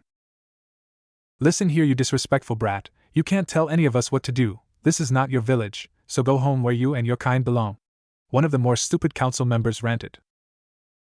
Naruto's eyes bored into the council members with a chilly gaze.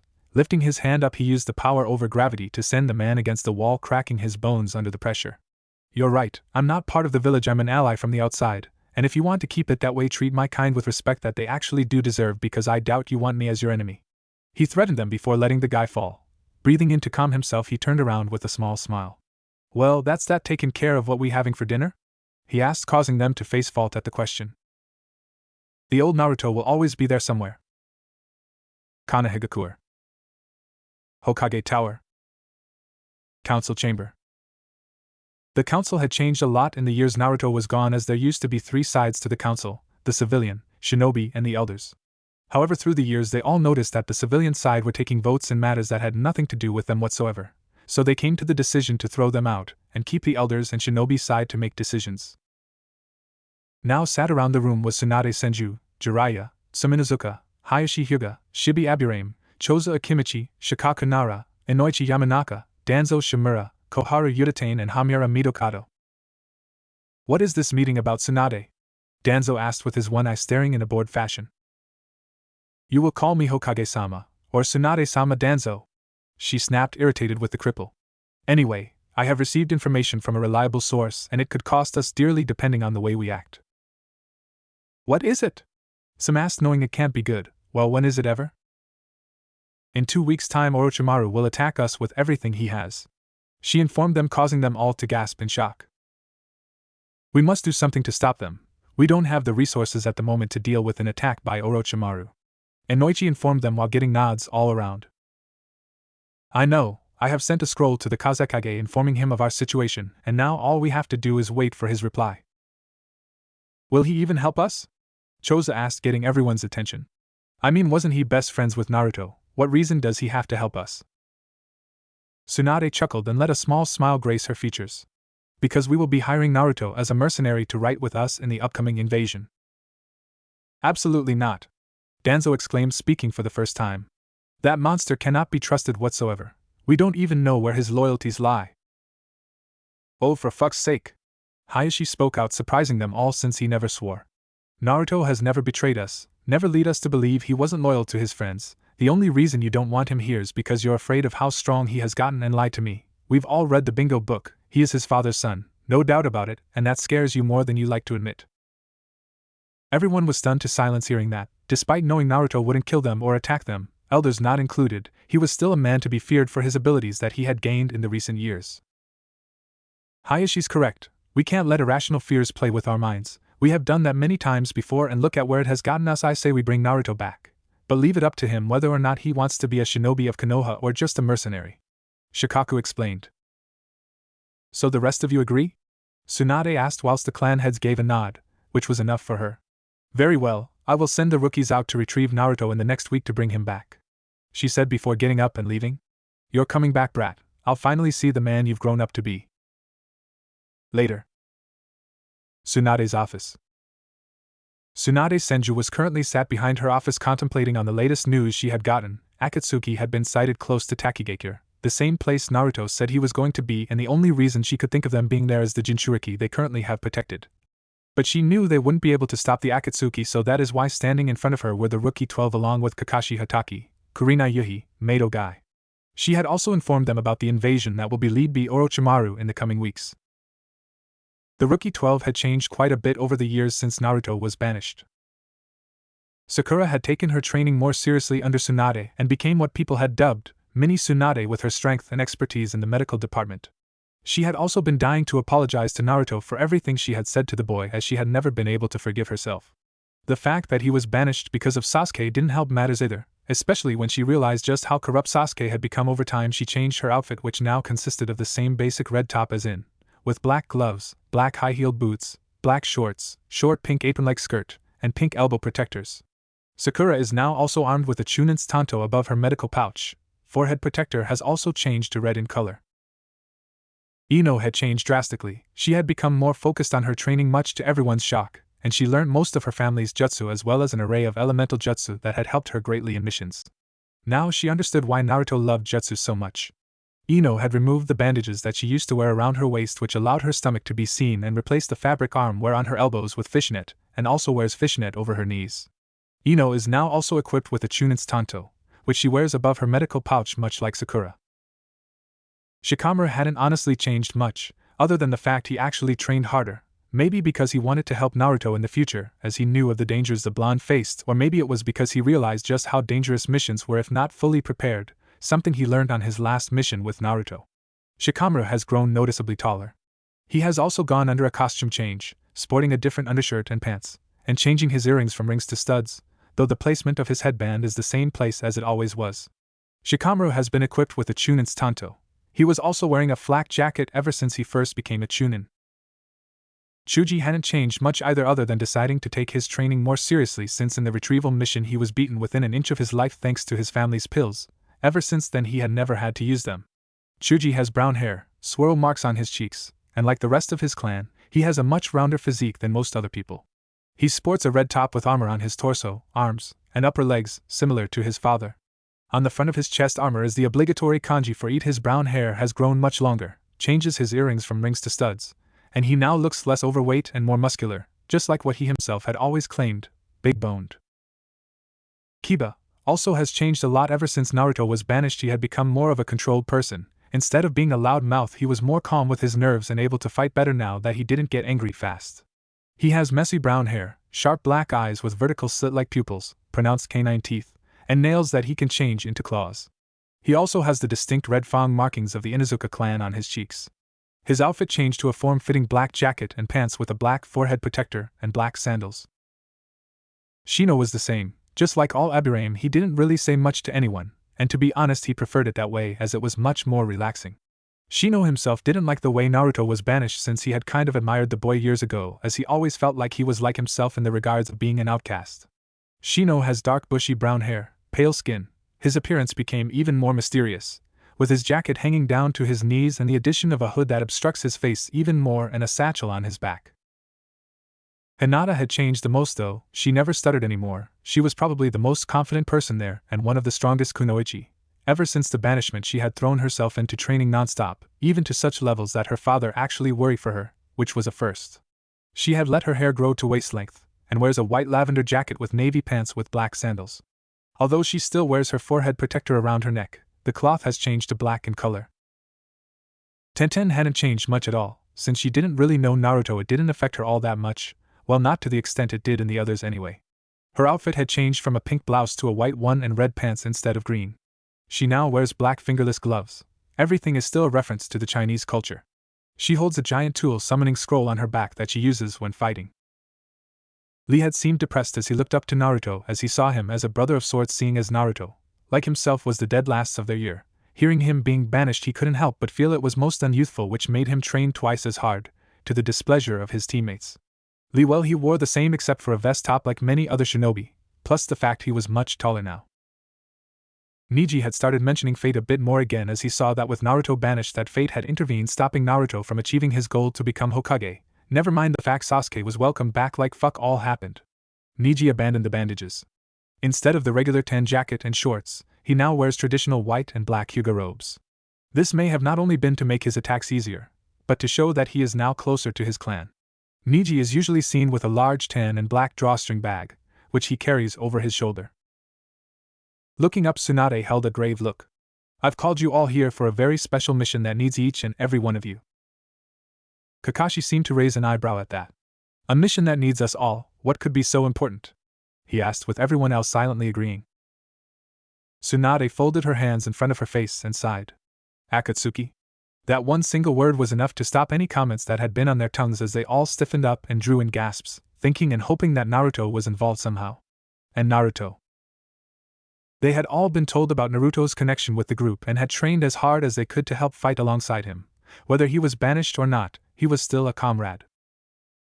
Sakura, who had her hands gripping the side of her skirt, looked at Tsunade with a grave look. What of Akatsuki? She asked, wanting to know what they would be facing. Akatsuki had been sighted close to Takigakure. At first I didn't see what they were after from there, until I realized they currently have a kunoichi there that goes by the name of Fu, the Jinchuriki of the Nanabai no Kabutomushi.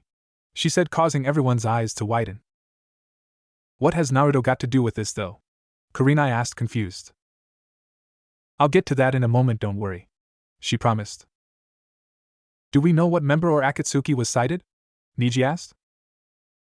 Tsunade sighed and shook her head. Unfortunately, we don't have a clue. The only thing that can honestly be done is be prepared for anything that may come at you. When do we leave? Lee asked, wanting a good fight. As soon as possible. I want you all to go home and pack whatever you will need for this mission. Everyone gave a nod of acknowledgement. And in a week Naruto will be at Takigakure, for probably the same reasons. I don't understand, Tenten said, confused. Naruto sent me a scroll by giving it to Kakashi when his team met him. It told me all about this invasion by Orochimaru and that he wanted us to hire him as a mercenary, which is what you guys will make sure you do in 1 week. I want you all to make contact with Naruto and tell him he can come back. Everyone smiled at that, glad to have him back. Will he be a shinobi of Konoha? Shikamaru asked. That's up to him. He can be a shinobi of the leaf or simply be a mercenary. Also there will a woman with him, Kagura. She said, only for Kakashi to giggle perversely. Oh yes, she will definitely be with him, he said with another giggle. Nevertheless, help fend off Akatsuki from taking Fu and bring back Naruto. Uzumaki Namike is dismissed. Getting a round of nods, they left to prepare for what they knew was going to be a tiresome mission. Forest outside of Takigakure. 1 week later. Naruto and Kagura had left Kumo after spending a couple days to catch up on some kenjutsu training as they felt like they were lacking in that area. In those days, however, Naruto had started to have some sort of relationship with Yujito, Samui and Karui, although not intimate yet. He had told them he would end up having a harem because he wanted to rebuild his clan back to what it once was, so this led to explaining to them about Kagura already part of the harem, Mei Terumi.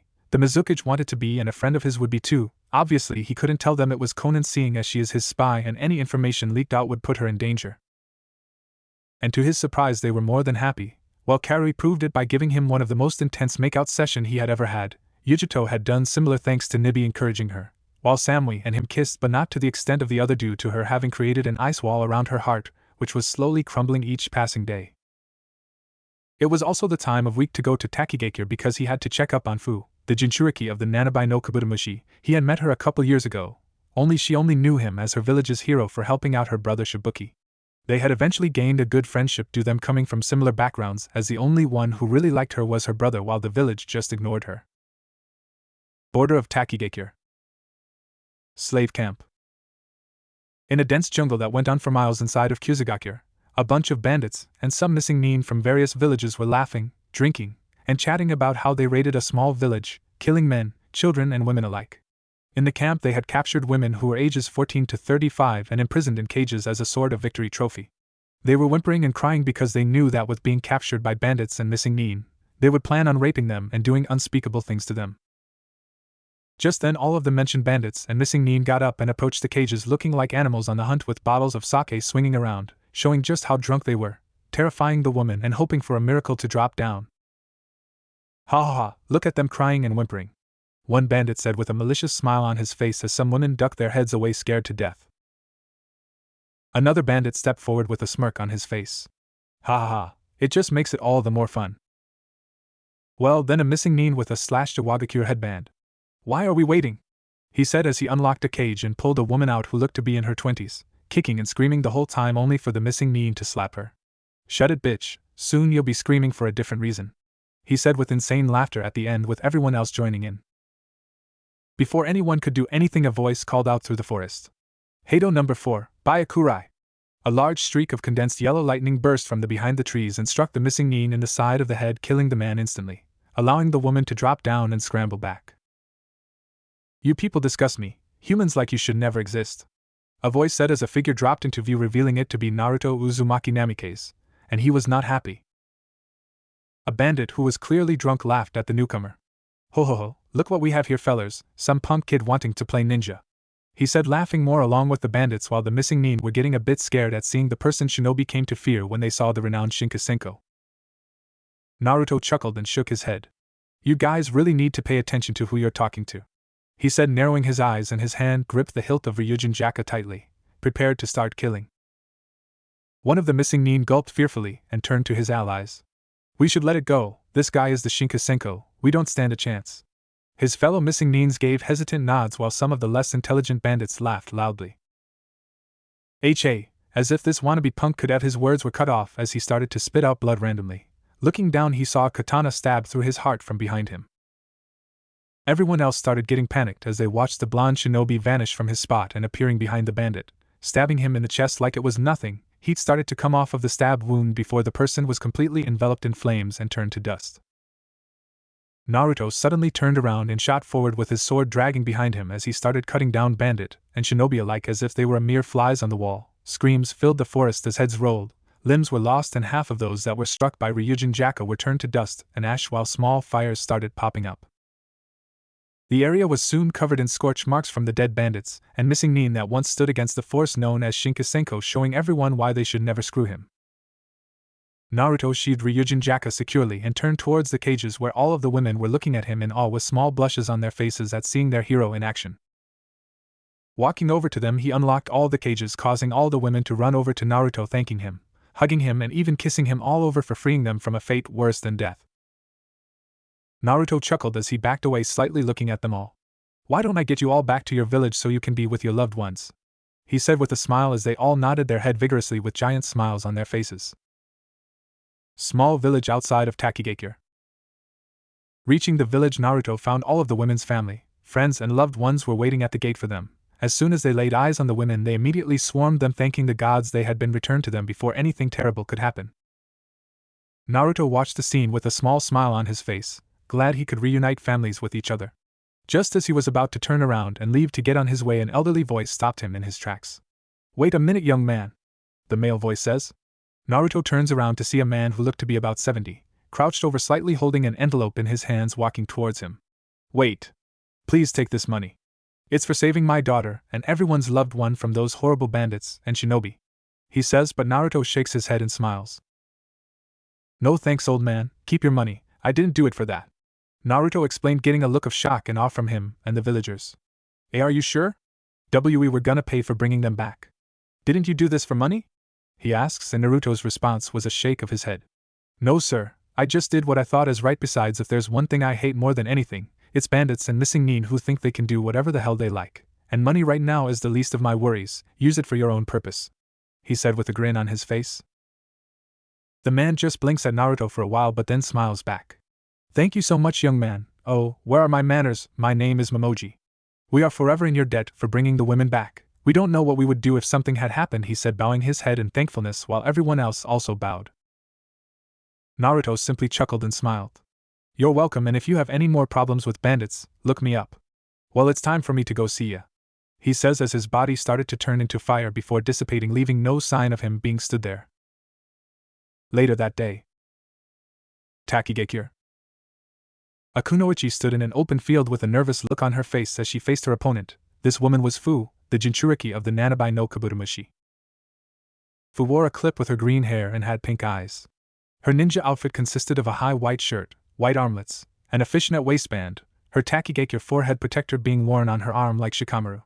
Fu also carried a red cylindrical object on her back. Her opponent, however, was from the world-renowned organization known as Akatsuki. He was, however, called Kisame Hashigaki. Kisame was a very tall and strong shinobi, with a distinctive shark-like appearance, complete with pale blue skin, small white eyes, gill-like facial structures, and sharp triangular teeth. Kisame also wears a dark purple nail color, like Itachi. Underneath his Akatsuki cloak, Kisame wears an outfit similar to the one that his colleague, Zabuza Momochi, wore. On his left ring finger is his Akatsuki ring, which bears the kanji for South, Nan. "Come on, girlie, just come peacefully, otherwise my Samahata will be getting some lovely chakra to eat from you," Kisame said with a feral smirk showing his sharp teeth. Fu looked at her opponent and frowned slightly. She knew that this fishman would beat her. She was strong, but she wasn't that strong to beat someone of this caliber. "But he wants Nanabai. I can't let him take her. Never mind the fact that I will be killed. I have to do all I can. Where the hell is Naruto when you need him? You think I'll give up just like that? You really are as dumb as you look," she said with a smirk as Kisame just grinned wider as he gripped Samahata. "Well, then I'll just have to shave your legs off first." Shooting forward, he brought Samahata around and swung at Fu, who brought a kunai up with chakra flowing through it to defend herself. Samahata was brought down on the kunai, causing an explosion to erupt as a crater was formed. Fu pushed Kisame off of her and flipped backwards to get some distance between them so she could eye the situation better. Looking ahead, she saw Kisame stood in the newly created crater with his Samahata hung on his shoulder, as he stared at her with his fish-like eyes. Fu held her arms out as bugs started to come from under her armbands before flying around her, making Kisame's eyebrow raise. "With having the Nanabai no Kabutomushi sealed within me, it gives me the abilities to control bugs, much like the Aburame of Konoha do." Thrusting her arms out, what seemed like thousands of bugs flew at Kisame at astounding speed. Flipping through hand seals, he called out, "Suetun, Suikoden no Jutsu." Opening his mouth, a large amount of water shot out of it, where it then started taking the ghostly form of a shark that cut through the bugs heading for Fu. Fu, seeing the danger heading for her, put her hands in a seal and called out, "Mashikame no Jutsu." All of her bugs suddenly flew towards her and wrapped around her, making a dome-like shield protecting her as the water shark struck the shield, causing a small tremor in the earth. With the Konoha team. At the border between Hino Kuni and Takigakure. "We are close," Shino said, causing everyone to look at him as they all jumped through the trees. "How do you know?" Tenten asked with a raised brow. "I can sense bugs being used along with someone that holds a large amount of chakra," he explained. "The bugs must be a side effect of having the Nanabai no Kabutomushi sealed within her, making her like an Aburame," Niji deduced, getting nods from his fellow Jonin. Kiba started sniffing around before scrunching his nose in disgust. 2. I can smell what reminds me of fish and a lot of blood, as if this person had killed all his life. Kakashi placed his hand under his chin thinking before his lone eye widened. Out of Akatsuki, the only one who sounds like that is Kisame Hashigaki. If that is the case, we need to hurry up. What's so dangerous about him? Ino asked with a confused face. Kisame Hashigaki was a former member of the Kiri no Shinobigatan Ananin Shu. His chakra reserves could rival a Biju, making him a powerhouse, and his sword Samahata is a truly monstrous thing. If there is anyone in Akatsuki who is a real danger, it is him. Kakashi explained, making everyone's eyes widen. Kakashi's eye also widened when he realized something. Itachi and he were after Naruto, he said, making them look at him in shock. When the pair came to Konoha all those years ago, they told me they were looking for the Yandame's legacy. So what does that mean? Naruto is Kisame's target? Sakura asked with a worried look.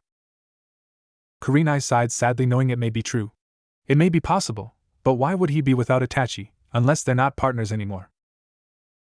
We should hurry then, we have no idea what we'll be getting into, Guy said in a moment of seriousness, as he got nods from all around before the shot off.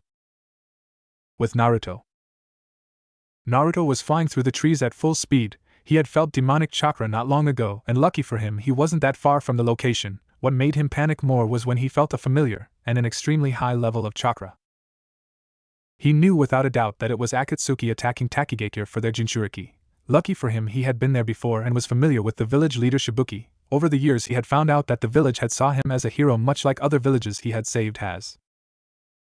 He couldn't help but feel proud of himself at the fact that he was being seen as a hero in different countries, and yet he couldn't even get that sort of respect in his own village. Shaking his head from his thoughts, he narrowed his eyes ahead of him, focusing on his goal to save his fellow Jinchuriki. Akatsuki's going to be one more member down when I'm through with them, he said with venom lacing his tone. You're not alone in that one, Kagura said with equal venom in her tone. Oh, and next time you go off to save some people, at least leave me some notice, will ya? She said with a tick mark on her forehead, as he had just shot off, leaving her in the dust. Sorry, he said with a sheepish look. Hero complex can't help it, but you shouldn't be so slow, he said with chuckle as she glared at him before he flew off while hearing her scream several curse words. With Fu and Kisame. Fu's bugs dispersed from around her, as she held out her hand, firing them at Kisame, who just kept batting them away with his large sword, getting annoyed as more and more bugs came at him. Hijitsu, Mashidama, she called out as all of the bugs around Kisame covered his entire body, sucking chakra out of him. What she didn't realize, however, was that Kisame held a lot of chakra. All of a sudden water started leaking out of the bugs before it exploded in water, showing that it was a Mizu Bunshin no Jutsu. She said, shocked that she hadn't noticed when he made a clone. Must have been when I was shielded by my bugs, the crafty bastard. She was shaken from her thoughts as she was hit in her with such strength that she was sent flying, hitting the ground, causing her to get cut up along the way.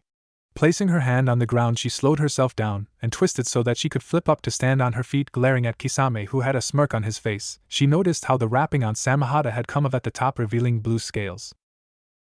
Looking down at her side, she noticed that her clothes had been torn, and she had a large gash that had ripped her skin. Suddenly red chakra started bubbling around the area, healing her skin almost instantly, making her sigh in relief. Kisame stabbed the ground, placing Samahata there as he flipped through hand seals. Suetun, Suryuden no Jutsu, a large water dragon, appeared in front of Kisame and shot at Fu, who was unprepared for the jutsu. Luckily for her, Kami was on her side as a voice called out. Doton, Doria Hiki. A large wall of solid earth rose up in front of Fu, shielding her from the might of the water dragon that slammed into it, causing water to splash over the area, some even getting Fu. As the wall lowered, Fu saw something she would never expect to ever see. 14 Konoha shinobi lined up in front of her. Snapping out of her shock, she said the first thing that came into her head. Who are you people? Kakashi looked back and I smiled. The Hokage was warned about sighting of Akatsuki in the area, and we are here to help you out, he said as if it was nothing. Why would you help me? She asked bitterly, wondering what their motive was. Let's just say we owe it to an old friend, Kiba said with a smile. Who? She asked, still suspicious of them. Naruto Uzumaki Namikaze, Kurenai replied, making the Jinchuriki's eyes to widen. Hearing that name, she automatically blushed. Naruto sure knows a lot of women, HM? She said with a suggestive tone in her voice before chuckling. Well, if you're all friends of Naruto-kun's, then you're friends of mine. Besides, he's supposed to be here by now. Kisame looked at the group and realized he was in actual trouble. While he may be strong and confident, he wasn't stupid. Sure, he may take a few of them out, but at what cost? This could be trouble. I'd best be going now, he said as was about to use a shunshin to get away. Mokutan, Jibaku Iso. Planks of wood shot out of the ground and curled around Kisame's arms and legs, binding him where he stood, stopping him from getting away. You're not going anywhere, fish face, spoke a very familiar voice to the Konoha shinobi. Everyone looked over to the side to see Naruto knelt down on the ground with his palm flat on the surface and staring at Kisame with narrowed eyes. It's about damn time, Fu exclaimed with a glare. He's late because he had to go be heroic and save people from a slaver's camp, Kagura said as she dropped down beside Naruto with her scythe in hand. The Kyuubi kid is here. Last time I saw you, you was a scrawny little bastard, Kisame said with a feral grin, acting like he isn't even restrained. Looking down at the wood, his grin got bigger. So you can use the Mokutan, huh? He said with a smirk. Of course, or haven't you read the bingo book lately? Naruto said, making Kisame scowl. What's the scowl for? You and Itachi break up or have a lover's spat? He said with a sympathetic tone while the others looked at him disbelief that he was taunting someone like Kisame. Kagura chuckled and brought her Beni Akatokiyami upwards. Say bye-bye, fishy, she exclaimed before charging her chakra up, causing storm clouds to appear in the sky while she called out, Kurwagetsuai no Hitoko. Swinging the Zanpakuto, a large bolt of black lightning soared towards Kisame, who looked up in shock as the bolt hit him, creating a tremor all around the group, to which they jumped back from. Did she get him? Hinata asked as she activated her Byakugan. I doubt it. He was probably a clone all along, Kakashi said, looking around with his Sharingan out. Naruto looked around but couldn't see anything. Closing his eyes, he expanded his senses before he snapped his out into a part of the forest. Shinra Tensei. And just like that, part of the forest was blown away, revealing Kisame with Samehada held in front of him, protecting him. Kagura swung her Zanpakuto in a horizontal arc while black lightning danced around it, and called out Kurwa Kaminari Kurasentoha. The lightning from around it shot out like a crescent wave, hitting Kisame dead on, sending him back against the tree. Before Kisame could do anything, he was interrupted as someone spoke in his head. Kisame, retreat for now. You at too much of a disadvantage. We will retrieve the 2 Jinchuriki another time. Kisame sighed and attached Samehada on his back, confusing the group entirely. Well, looks like I've gotta go. I'll see you Kyuubi boy some other time, he said with an evil cackle as he suddenly turned to water splashing the ground. Naruto, seeing Kisame gone, slammed his fist into the ground, causing a small crater. Damn it! Kagura also sighed in annoyance and stabbed Beni Akatokiyami into the ground. Come on, Naruto-kun, she said as she reattached her scythe to her back. Right, he also said while dusting himself off. Kakashi, seeing everyone was alright, stepped closer to Naruto. Naruto, he said, getting the blonde's attention, who stood up and looked at him. Tsunade-sama wanted to know if you were returning or not, he said. Naruto looked back to Kakashi and smiled slightly. Tell Tsunade I'll be there tomorrow. I still have some stuff that needs doing before I plan on doing anything. He paused as he looked at Fu, who was looking at him in amazement. I should get Fu back to Takigakure and to her brother Shibuki, he said.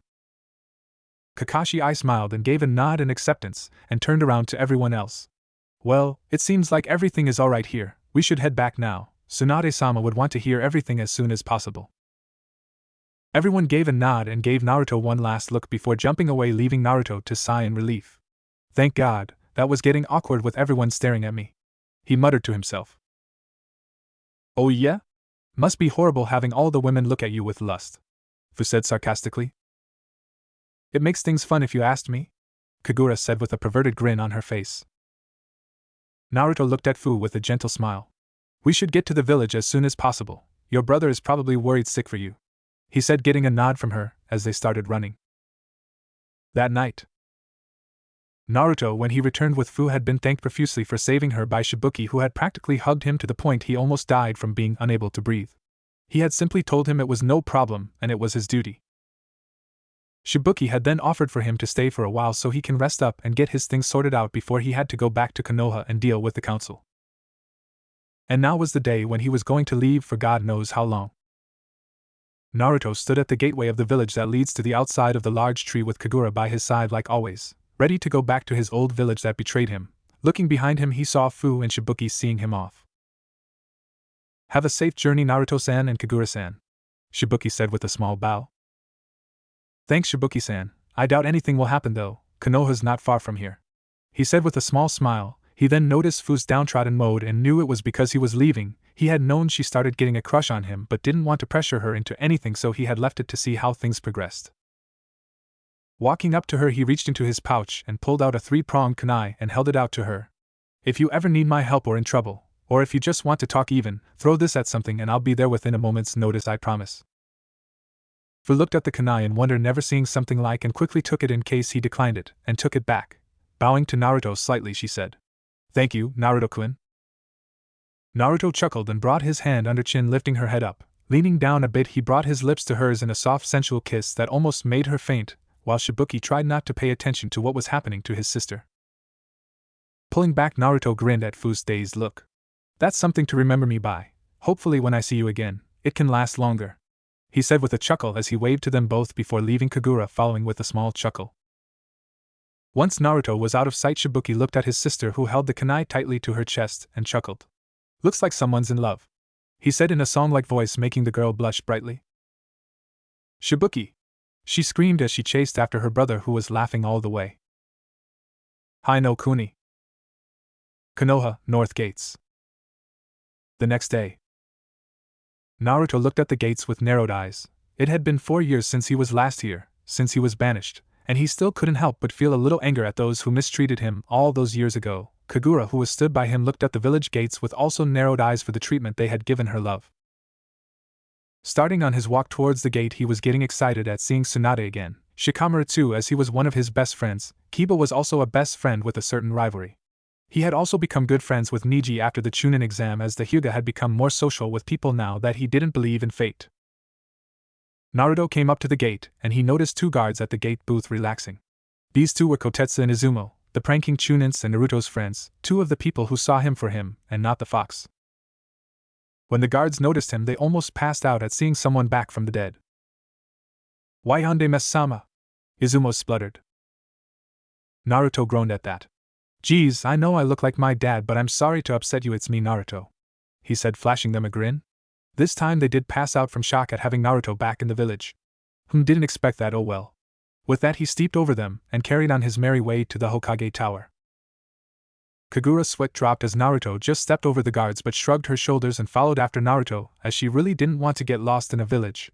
The last time she got lost in a village, she ended up destroying a portion of it out of frustration with her Zanpakuto, until she was kicked out of the village.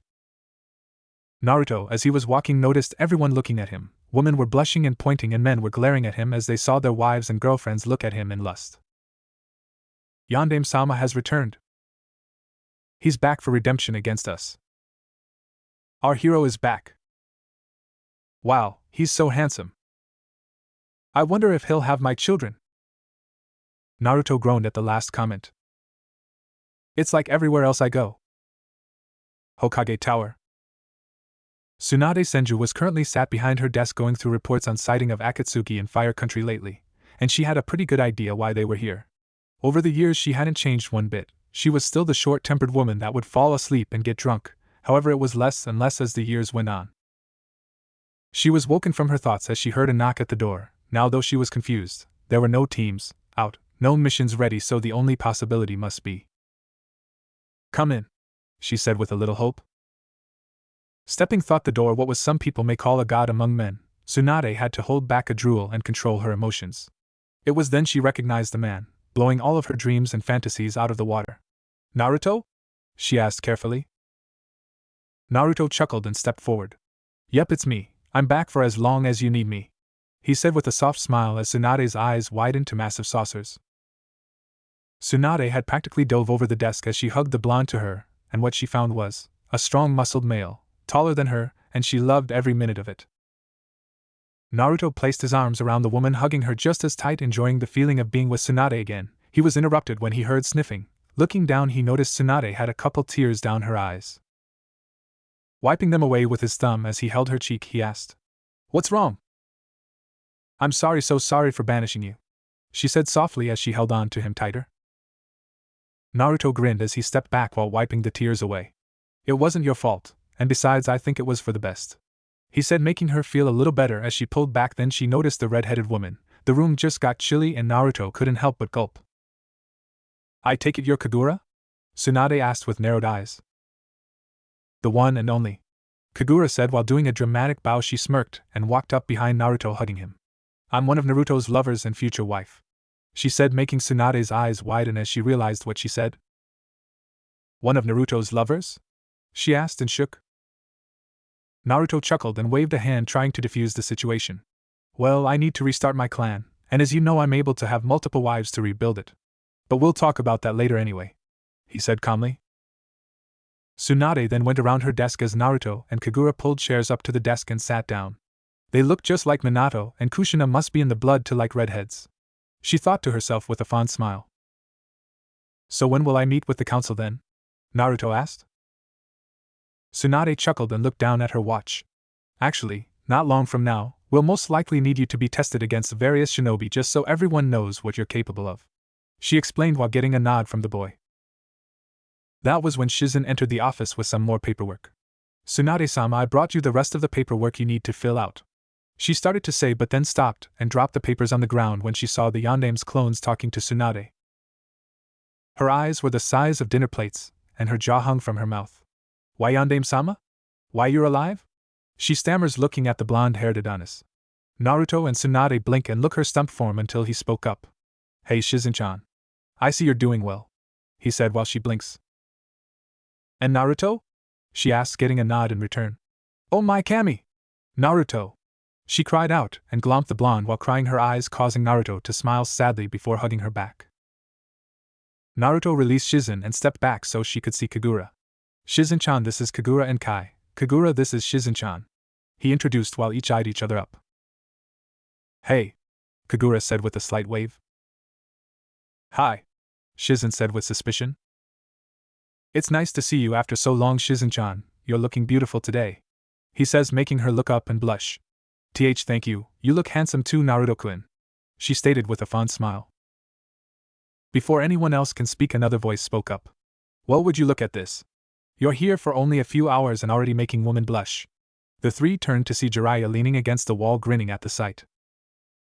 It's better than getting the shit kicked out of me like you do a lot, Naruto said, chuckling while Jiraiya grumbled about blonde brats. So this is the pervert you told me about? Kagura asked Naruto while pointing a thumb at Jiraiya, who looked shocked. Yep, this is him, Naruto said with a sigh, knowing what was coming next. I'm not a pervert, Jiraiya said, sounding indignant. I'm a super pervert, he yelled, only to get drop-kicked by Tsunade with a twitch in her eyebrow before sitting back down, leaving the twitching sage on the ground while Kagura chuckled and Shizen looked ashamed. Tsunade also chuckled and leaned forward. So tell me, what have you been up to all these years? Later. With Naruto. Training Ground 7. Naruto was sat down in the middle of a field in a meditative pose, legs crossed, eyes closed, and Ryujin Jaka laid flat along his legs while he held it with both of his hands. We will start your Bankai training once the Orochimaru invasion is settled down. We must not allow any interruptions. I know, but it may be easier said than done. There's not many places that won't attract attention. What about that forest no one is allowed to enter? The Forbidden Forest. All I need to do is make sure Anko doesn't interfere, which may be easier said than done. Hell, she will most likely want to join in. As long as we get the training done, then there is no problem whatsoever. You should get going to the meeting. I doubt they will wait any longer. Right. Naruto's eyes snapped open as he came back to the normal realm before blinking, getting his sight back to normal. Standing up, he sheathed his Zanpakuto and took out a book from his pouch with the title Loveless on the front. Opening it up, he read a line out of it. When the war of the beasts brings about the world's end, the goddess descends from the sky. Wings of light and dark spread afar. She guides us to bliss, her gift everlasting. I gotta admit I'm good at my work, he thought with a chuckle as he went to the council. Council chambers. Just like Tsunade said, everyone was in the meeting within the hour, having got the notice that Naruto was back and willing to work with the village once more. They were only glad that Naruto didn't hate the village enough to work with Orochimaru, even they knew they wouldn't win. It would be the Kyuubi attack all over again. Just then the doors opened up to reveal Tsunade, and what they could only describe the Yandame reborn, and what looked like a younger Kushina Uzumaki. Once the three sat down, Tsunade started things off. Naruto Uzumaki Namikaze has returned to help us. He has also brought his partner Kagura and Kai, and you probably know her as Shijuhi Kijo. she said, causing gasps of surprise and shock while Kagura chuckled and grinned, reminding everyone of Anko. So that's the Rinnegan? Looks intense just from looking at them. Some thought while feeling a shiver run down her spine. Now that the demon brat is back, I can finally make him my weapon, Danzo thought with sadistic glee. And that bitch will be used for breeding stock. With the both of them we may actually come through this better than we expected, Shikaka thought with some enthusiasm. Tsunade, who also enjoyed their wide-eyed looks and stammering, decided to get back on the issue and looked at Naruto. Naruto, do you know why we had asked you to return to Konoha? She said professionally. Naruto sighed and gave a nod. Yep, Orochimaru's finally making a move at Konoha. Honestly, I was wondering when it would happen. He spoke, making the council tense, knowing they had fucked up. Tsunade, knowing this will start the meeting properly, also knew then still have to sort out Naruto's role in this. Before we get started, we should discuss Naruto's contract of employment. Very well, Inoichi said with a nod. So will you be reinstated as a Konoha shinobi? Hayashi asked with his usual stoic look plastered on his face. Naruto, however, shook his head. No, I still don't trust this village, he said, making them look down. While I may trust my friends and certain other people, there are sides of the village that are too corrupt for me to just bounce back in. For now, I'll just be a mercenary. Nodding his head, Shikaku spoke up. And what are your terms? Naruto just shrugged. Honestly? Normal pays for whatever missions I do. I get the feeling I'll be sticking around while Orochimaru and Akatsuki is still out there, but basically just as if I was still a shinobi. Also, I will only follow orders from Tsunade, no one else. That's fair, Choza said with a smile. What about your partner Kagura and Kai? Danzo asked with greed in his eyes while she felt sickened about thinking of what plans he had for her. Naruto narrowed his eyes and wrapped an arm around her. She will always work with me unless I say so. I don't trust anyone in the village when it involves her, especially people like you. We'll accept those terms as long as the majority are fine with it, Tsunade said while the clan heads gave a nod. Very well, as of now, you are a mercenary employed by Konohagakure. But what do you mean, Akatsuki? Shibi asked. He's probably already attracted them to us now, Danzo accused. Listen, you old fossil, Naruto growled at him. Akatsuki are going to attack here whether you like it or not. It's only a matter of time. If they can't find me, they would eventually attack the place where they know I have some friends. Naruto couldn't help but feel anger run through his veins just by looking at the old cripple now that he knew everything he had done. Well, almost everything. What he didn't know was that he was to blame for what happened between Konan, Yahiko, and Nagato, and if it wasn't for him, Nagato would never have joined Akatsuki. And that will draw you out in the open, Sim said, since she knew what it was like wanting to protect your pack. Yes, Naruto said with a nod. Akatsuki don't care who they kill. If they know by attacking Konoha will drive me out, then they will make sure they do as much damage as possible. And we all know that there is no way to stop them from breaching a village if they want to take Gaara's kidnapping, for instance. He said, causing them to remember that despite all of Sunegakure's security and knowledge of Akatsuki, they still found their way into the village easily without anyone knowing until the last moment. Very well, Hayashi said, acknowledging what he said, knowing it to be right. What do you know of Orochimaru's plans? Tsunade asked Naruto. Not a lot, Naruto said with a sigh. But I do know he has a large force as well as Kabuto, his right-hand man, and Sasuke Uchiha, he said with a growl at the Uchiha's name. We can take this opportunity to get the Uchiha back, Koharu said with a smirk. Naruto stared at them in disbelief, as if not believing what was said. There is going to be an attack by Orochimaru, and you're thinking about getting the Uchiha back? What the fuck is wrong with you people? You would just let people die in order to get your precious Sharingan back? The Sharingan is invaluable, Hamura said with a stern gaze. Naruto laughed outright at that. That is fucking rich, isn't it? How long have you all gone on with no Sharingan? And yet this village is still standing. It's power-hungry people like you that end up destroying the village. He gazed before his eyes hardening to resolve. I promise you, when I met the Uchiha, his head is mine, and anyone who gets in my way. He trailed off as he held out his hand to a wall, confusing people until the entire wall was blown away. That will happen to you, he said, directing his gaze at the three elders, but more precisely Danzo, when he felt something coming from his concealed eye. Why is chakra circulating to that socket unless it's not as useless as he wants people to think? Oh, I got my eyes on you, bastard. Understood, but what we need to do now is to test you and your abilities to see what you can actually, and give the shinobi of the village an insight as to what you can do if they work with you, Tsunade said. Very well, where and when? Chunin Exam Stadium. It will allow anyone to watch and gives the best room to fight, and how about in 2 hours while I inform everyone of what's going to happen? Tsunade said while getting a nod. Well, that's all for now, dismissed. Tsunade said while everyone gave a nod and left. And Naruto, she said, getting his attention. Do your best, don't hold back. Later. With Naruto and Kagura. Naruto was walking down the main street on his way to the training ground. Seeing as they didn't have much time left, Kagura was holding his hand while leaning on him, making all people around them jealous at what they each have. Naruto looked at Kagura and smiled at how peaceful she looked. You know, for someone who has a high amount of bloodlust in a battle, you sure are a softie, he said with a chuckle as she slapped him on the chest lightly. All thanks to you, I've never felt at such peace before. I was always on the run before, having to kill to survive. I just got used to it, and then I received my Zanpakuto. It made me become accustomed to killing, and sometime I enjoyed it, she said, a little sad at the end. Naruto chuckled at her confession. Sometimes when I use the Kyuubi's chakra, I enjoy killing, although it's when I kill people like bandits, rapists, and murderers. You shouldn't feel bad about it. For all you know, someone is alive because of you. Kagura smiled at Naruto's attempt to cheer up. Thanks, Narukoi. What are you going to do about Sasuke and the invasion? Naruto chuckled evilly. There's nothing to do except for the fact that I have to kill him. If he ever got Itachi's eyes, God knows what he will be able to do. He would be the next Madara Uchiha, only more insane. Kagura smiled into his arm as they walked closer to the training ground. You better not lose by underestimating him, or you and my side will get very comfortable, she threatened. Naruto chuckled nervously at that threat. You know I won't lose, especially to him, he said with a smirk. Do you know who you will be fighting now? She asked, since she didn't know anyone. Well, for Taijutsu it will most likely be Mato Guy, since he's the best in Konoha. Genjutsu will be Kurenai. I doubt anyone's as good as she is. Ninjutsu will most likely be Kakashi. I'll show him exactly what he missed out on, and Kenjutsu could be Yugao Yuzuki or Genma Shirani. You're not worried? She said, more of a statement than anything. Not really, I'm confident in my skills, and besides they know what I'm capable of from the bingo books, he said before they went to go start the test.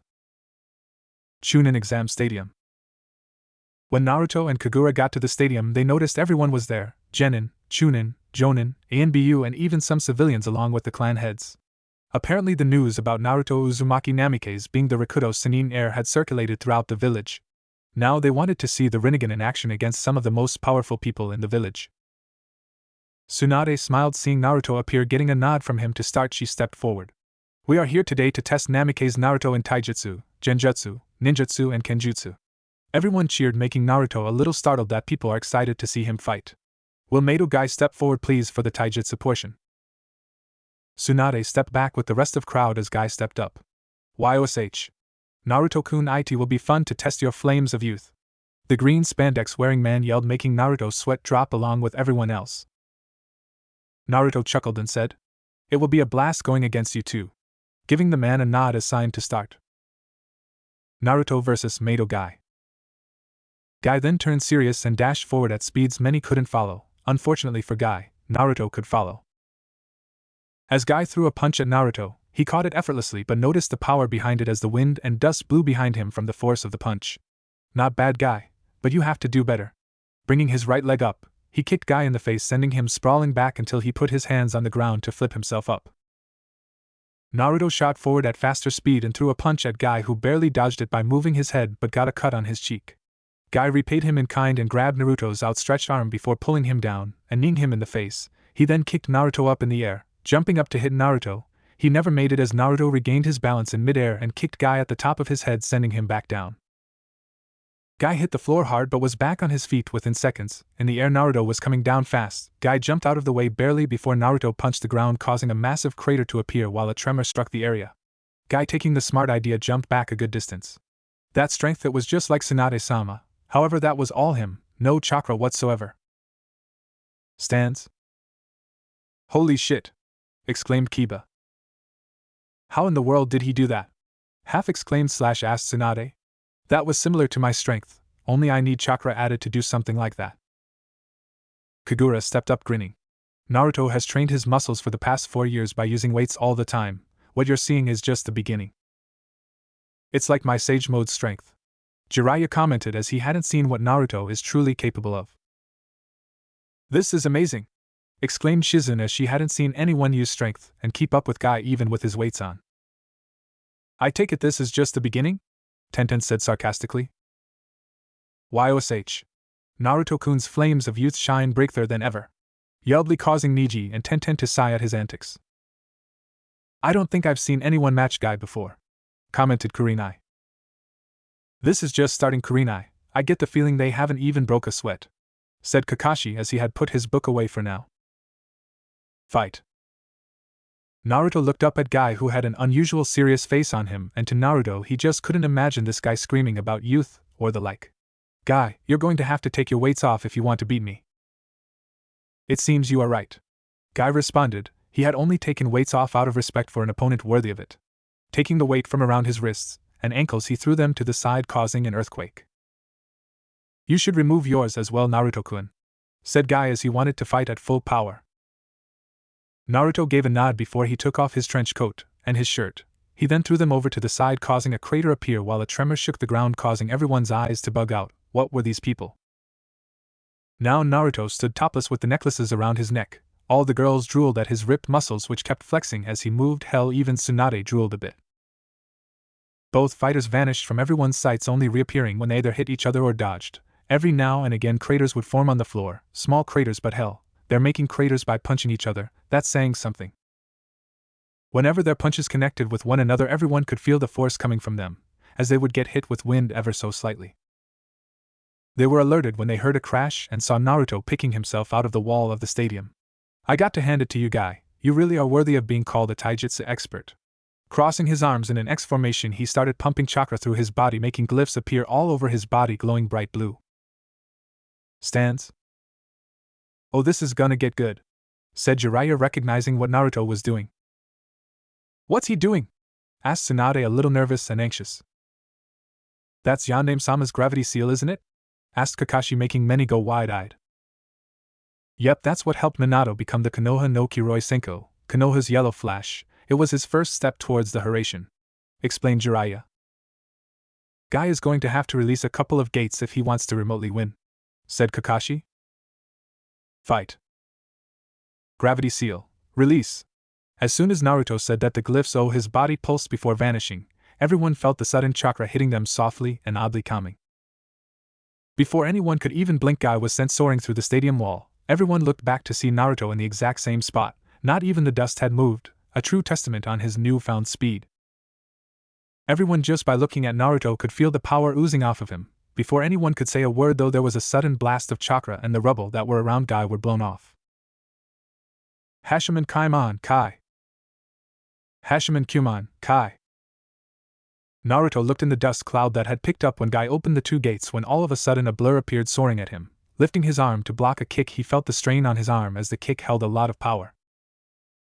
Guy then kicked Naruto with his other leg, sending him flying up. Naruto, not expecting it, didn't have time to block, the same going for the knee to the chin while he was still in the air. Guy then started kicking Naruto all over the place, much like Lee did against Gaara in the Chunin exams. However, as Guy went for another punch, his arm was grabbed. Looking up, he saw the smirking face of Naruto before he was punched back into the ground, making a crater. Naruto then fell back to the ground and flipped to land on his feet in a crouch, waiting for Guy to resurface. Guy eventually stood back up, but in a relaxed pose, and smiled at Naruto. You have certainly improved, Naruto-kun. Let's finish this with more attack, he said with cheerful yet serious manner. Ready when you are. Naruto returned, crouching down slightly. The next second, the both shot off towards each at inhuman speeds. As Naruto came close, Guy threw a punch aimed at his head, only for Naruto to twist under it and punch Guy in the gut with tremendous power. Ikatsu. A second later, Guy spat globs of blood out of his mouth before he blasted back against the stadium walls, creating a large indent of his body before collapsing down to the ground in a heap. Tsunade appeared by Guy and ran a diagnostic jutsu over him, and was relieved to find out he was okay, just knocked out. A punch like that would have split a person in half, and yet I could tell he wasn't using all of his strength for that. Standing up, she turned to Naruto, who had a serious face on him. Winner by knockout, Naruto Uzumaki Namikaze. Stands. Holy shit, what was that? Kiba exclaimed. It's a special technique he uses for a quick kill, Kagura explained. That was more than quick, but why is Guy still alive then if it was a killing technique? Yugao asked, confused. Be thankful that Naruto was holding back, or the green spandex wearing guy would have been split at the torso, Kagura said with a bloodthirsty grin causing people to back away. To think he had advanced so far in such little time, he truly is a prodigy of his time. Hayashi said with pride at his old friend's son. What's worse is that I doubt he would have improved this much if he had stayed within the village. Well, not since they'll want him at a certain level in case he snaps, Some said with a scowl. Back with Naruto. People then saw all the cuts and scrapes on Naruto sizzle up before completely healing, astounding them as no one had saw someone heal that fast other than Tsunade. So who am I facing next then? Naruto asked as he watched medics go over to Guy to tend to his wounds. Tsunade stepped forward as Guy was carried off of the field. Will Kurenai Yuhi step forward please for the Genjutsu portion and Anko Mitarashi for part ninjutsu? She said with a smirk while Naruto grinned. Kurenai and Anko stepped forward and stood a few yards from Naruto ready to get started at any second when Naruto spoke up. Let's see what you got, Kurenai-chan, Anko-chan, Naruto said with a smirk as he got ready. You look worn out from your batch with Guy then, Naruto-kun, Kurenai said with a small smile. Naruto looks over himself to see dirt and wipes it off. You don't have to worry about me, beautiful, just worry about yourself, same goes for you too, Anko-chan, he said with a smirk while they blush at being called beautiful. Oh, you're going down, Gaki, Anko said, taking a kunai out with Kurenai doing same before Anko shot forward at Naruto.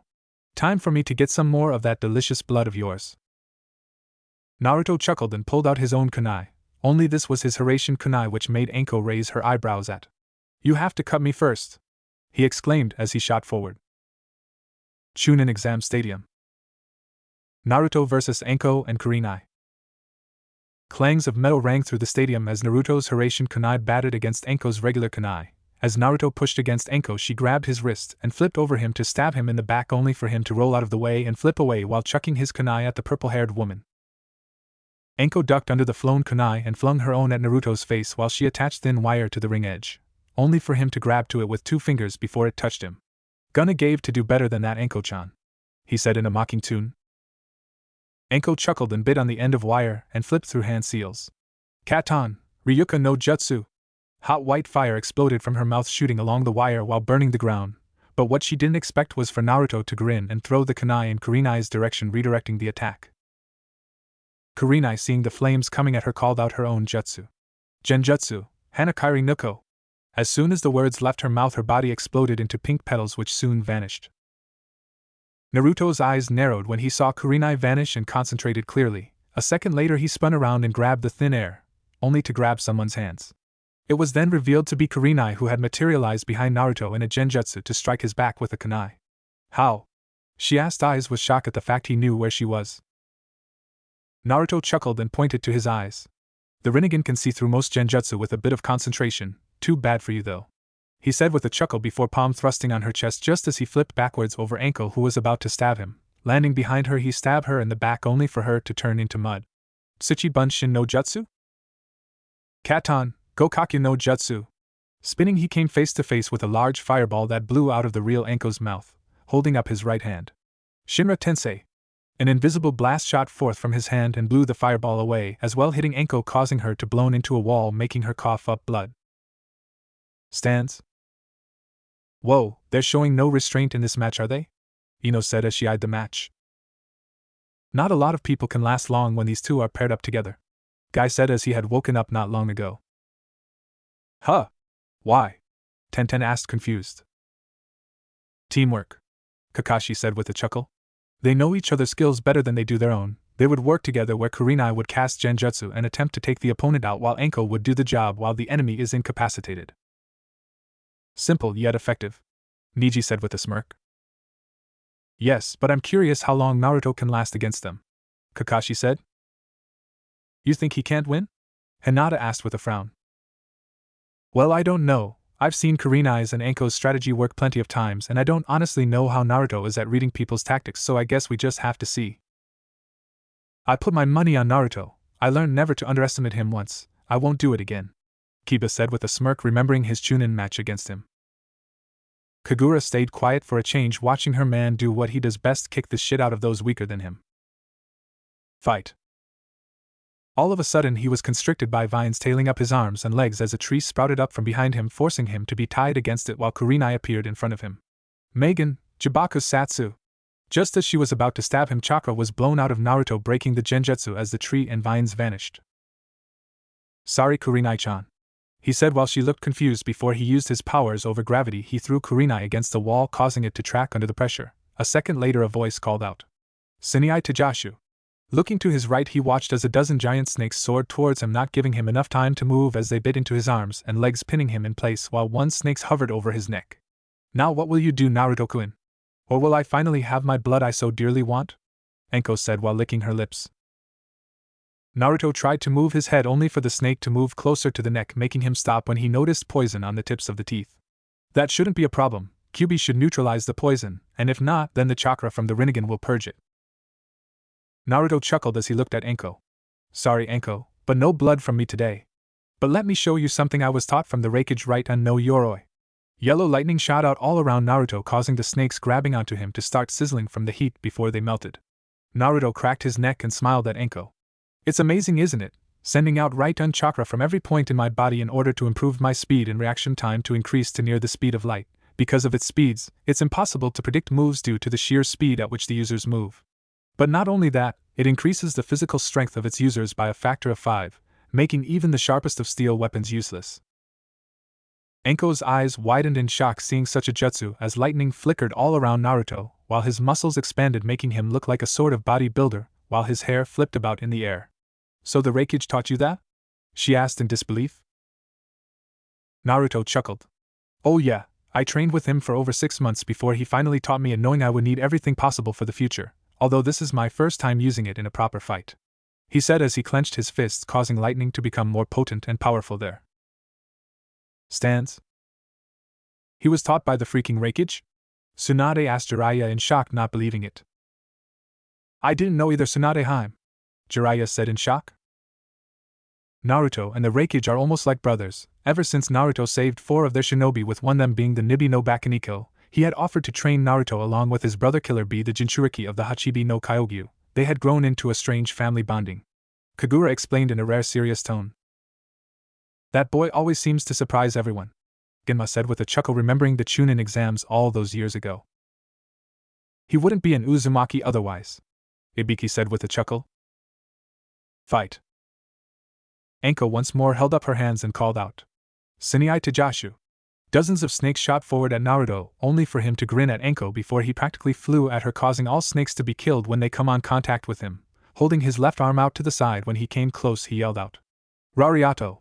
His arm slammed into her stomach, causing her to be thrown back against the stadium wall, where she slid down bleeding from the mouth with a nasty gash on the back of head, while her clothes were torn where he made contact. Son of a bitch, she muttered as she tried to move but found herself unable. Throughout all this, Naruto seemed to have forgotten about Kurenai, who had recovered a while ago, so it was at this time when Naruto deactivated his lightning armor that wires wrapped around him, restraining him completely. Don't tell me you forgot about me, Naruto-kun, Kurenai said as from behind him as he tilted his head to look at her. Honestly, I thought you were out of it for a while, he said sheepishly. Katon, Ryuka no Jutsu. Once more flames tore down the length of the wire at Naruto, who simply sighed and called out, Shinra Tensei. A large force blew the wire from around him, cutting them up as well as blowing the fire away and creating a crater underneath him. Turning around, he held out his right hand at a shocked Kurenai and said, Bansho Tenin. Before Kurenai knew what was happening, she lifted up off her feet and pulled through the air into Naruto's awaiting hand as a kunai was pressed against her throat. Enko's currently unable to move right and you're incapacitated, forfeit now. Kurenai sighed as she looked over at Enko, seeing her straining herself from trying to move. Fine, I forfeit, you win, she said with a sigh, causing Naruto to smile, while he let her down and pocketed his kunai. Stands? Well, I'll be damned, Kakashi muttered before shaking his head in disbelief. He won, Sakura said with a small smile at seeing her old teammate defeating 2 Jonins. YOSH. Naruto-kun comes out victorious once more. Lee cheered for his friend. I wonder who he'll be facing next, Ino commented as she looked around at the possible candidates. I think Yugao-san is next for Kenjutsu, Shino said while pushing his glasses up his nose. This'll be good, Genma commented. Why? Kiba asked with a raised brow. Yugao is the top swordsman in the village. No one has ever been able to beat her before. Yamato said with a chuckle as he wanted to see how the Namikaze fared against Yugao. Well, we'll see shortly, I suppose. Back with Naruto.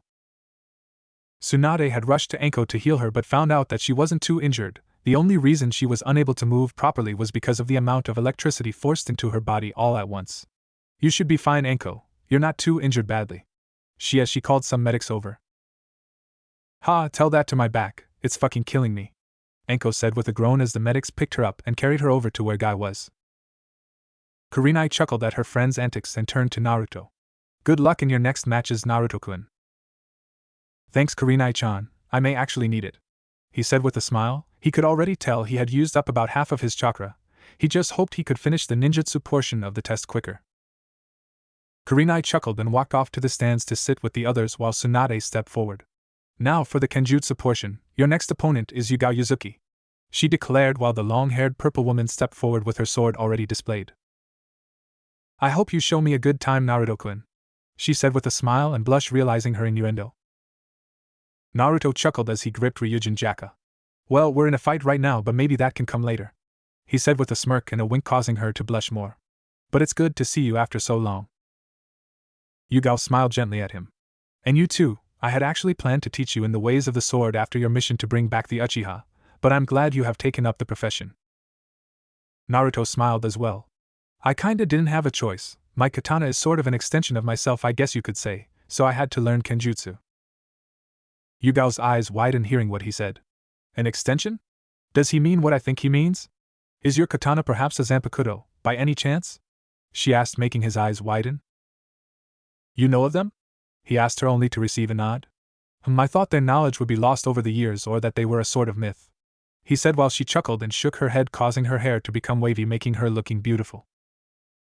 They are a sort of legend, but I sort of have my own Zanpakuto, she said, holding up her own, showing it to be a normal katana with a rectangular tsuba with inward curved corners with curved slits above and below the blade and a series of curved lines embossed on either side of the blade. It has a reddish-brown hilt. What's it called? Naruto asked while giving the katana a calculative eye. Yugao smiled fondly at her Zanpakuto. Sodi no Shiryuki. Naruto chuckled before something clicked. That's why in the bingo book you're called Konoha no Kori no Tenchi, it suits you well, he said with a grin, causing her to blush. What's your Zanpakuto called? She trailed off as Naruto pulled out his katana and she could feel the power coming off of it. Ryujin Jaka, my pride and joy, he trailed off as he settled into a stance, as did Yugao. Well, should we start? He asked as she gave a nod before both vanished. Naruto versus Yugao. Stance? What's that Zanapato thing? Ino asked, saying it wrong. Zanpakuto, Jiraiya corrected. And I'm not entirely sure, all I ever heard were bits and pieces, like how they are formed from a fragment of your soul. They are like your lifelong partner that will always be there, as well as they're sentient. Sentient? As in alive? Kurenai asked, confused. Yes, they're alive, Kagura said as she unstrapped her scythe from her back. This is my Zanpakuto. Usually they have 3 stages: sealed state, Shirkai, and Bankai. The higher the state, the more powerful. This is in its Shirkai form. For some reason I can't control it completely, and so it stays in this form, whereas Naruto has much better control and keeps his in its sealed state. However, they're supposed to very rare, and yet lately more people are getting them, she explained, getting nods of acknowledgement. So, they said they have names for theirs. Does your Zanpakuto have a name? Sakura asked. Yes, they all have a name. It's what makes them unique from each other. She paused as so she could stroke the scythe along the blade. And this is called Beni Akatokiyami, Crimson Moonless Dawn. It sounds beautiful, Ino whispered in awe. And deadly to boot, Kagura chirped with a grin before looking back at the battle. Fight. They both met in the center of the stadium with swords clashed against one another. Naruto pushed against Yugao with more strength, causing her to falter, to which Naruto took advantage and kicked her in the stomach and following up with another kick, pushing her off her feet. Naruto ran at Yugao hoping to catch her in the air when she suddenly flipped to her feet and lashed out with a kick only for him to block with his forearm. Yugao then flipped to bring her other leg up and grapple his arm before once more twisting around and kicking him in the face with the back of her heel. Blood shot out of Naruto's mouth from the strength of the kick as he was lifted off the ground. Stabbing Ryujin Jaka in the ground, he spun around in Yugao's direction and pulled his katana out of the ground and swung down on the purple-haired Anbu only for her to block. Naruto pushed down on Yugao, who fell down to one knee. Damn, Naruto-kun's no slouch when it comes to strength, to think he has grown to be such a man. Pushing up on her blade, she quickly rolled out of the way, causing Naruto to hit the ground where the sword cut into it like it was butter. Yugao, taking the opportunity, kicked Naruto in the ribs, leading him to flip through the air and crash into the wall. Is that all you got, Naruto? Show me what you're really capable of. Naruto steps away from the wall while dusting himself off and smirks. Ask and you shall receive, he says as they exchange swords once more. For the next minute they both fought with everything they had, disappearing and reappearing when they could, only to cause slight shockwaves whenever they struck with stronger blows. As Naruto and Yugao rained down on each other, blow after blow, they would continuously try and find a way past each other's defenses, only to counter against each other further on. A second later, Yugao made for a slash at Naruto's neck, causing him to go wide-eyed before his instincts took over, allowing him to tilt his head back as he then flipped backwards by kicking off Yugao, causing her to falter while he landed a good distance away. Naruto panted as sweat trickled from his hairline, mixing with the blood from the small cut above his eyebrow that Yugao had managed to get contact at the last second of dodging. Yugao also was panting as she sported multiple cuts, but she couldn't help the smile that came on her face. You know, when I heard I would be fighting you in Kenjutsu, I never expected a fight like this, she said with a chuckle which was shared by Naruto. I'm with you there. This is without a doubt the best sword fight I've ever had with anyone. Then again, the only times I did fight, the other person was practically fighting blind with the damn weapon, he said with a smile before straightening out. What do you say we bring out the big guns? He asked with a smirk. Yugao shared that smirk and gave a nod. Only way to solve this, eh? She said as she raised her Zanpakuto in front of her and turned it in a circle counterclockwise. While she was turning it, chakra exploded out of her, causing the air to become cold and fog to roll in, and what was even more strange was her eyes flashing white every so often. Naruto also raised his Zanpakuto up in a horizontal position as chakra exploded out of him, causing a distortion in the air around him as the area started heating up as flickers of fire came off the chakra surrounding Naruto as the floor gained scorch marks. Mei, Sodi no Shiryuki. Dance, sleeve white snow. White chakra exploded out of Yugao, while picking up dust as the floor around her started turning to ice while the surrounding area dropped temperature quickly. As the dust settled, it revealed her Zanpakuto having changed to where the blade, hilt, and tsuba turned completely white. The tsuba became a hollow snowflake-like circle and a white ribbon forms from the pommel from the end of the handle. Bansho Isai Kaijin Tenace, Ryujin Jaka. Reduce all creation to ash, flowing flame blade. Fire engulfed the katana with such unnatural heat that the surroundings started to catch fire just from the intensity. The fire from around the katana grew and enveloped Naruto himself, creating a hazy image of a phoenix, while Naruto seemed to be in a state of peacefulness as the fire shot up above the stadium into the sky, turning the once blue sky red. Stands. Such power is unbelievable, whispered Anko in awe at seeing the power roll off of then waves. Did you ever know Yugao was this strong? Ibiki asked Kakashi as he could sense her chakra levels reaching heights he didn't know she had. Kakashi, however, shook his head. Even when he was in ANBU and on the same team as the purple-haired woman, he had never seen this side of her before. No, this is my first time as well. Hey, have you guys noticed she looks happy? Iruka asked as they looked at her closely. Yeah, I've not seen that smile since Kurenai started not really wanting to go there. Hate. Gunma, however, was fine with saying his name, despite being best friends with the man. Maybe because she hadn't been able to go all out before? Jiraiya commented, which got some nods.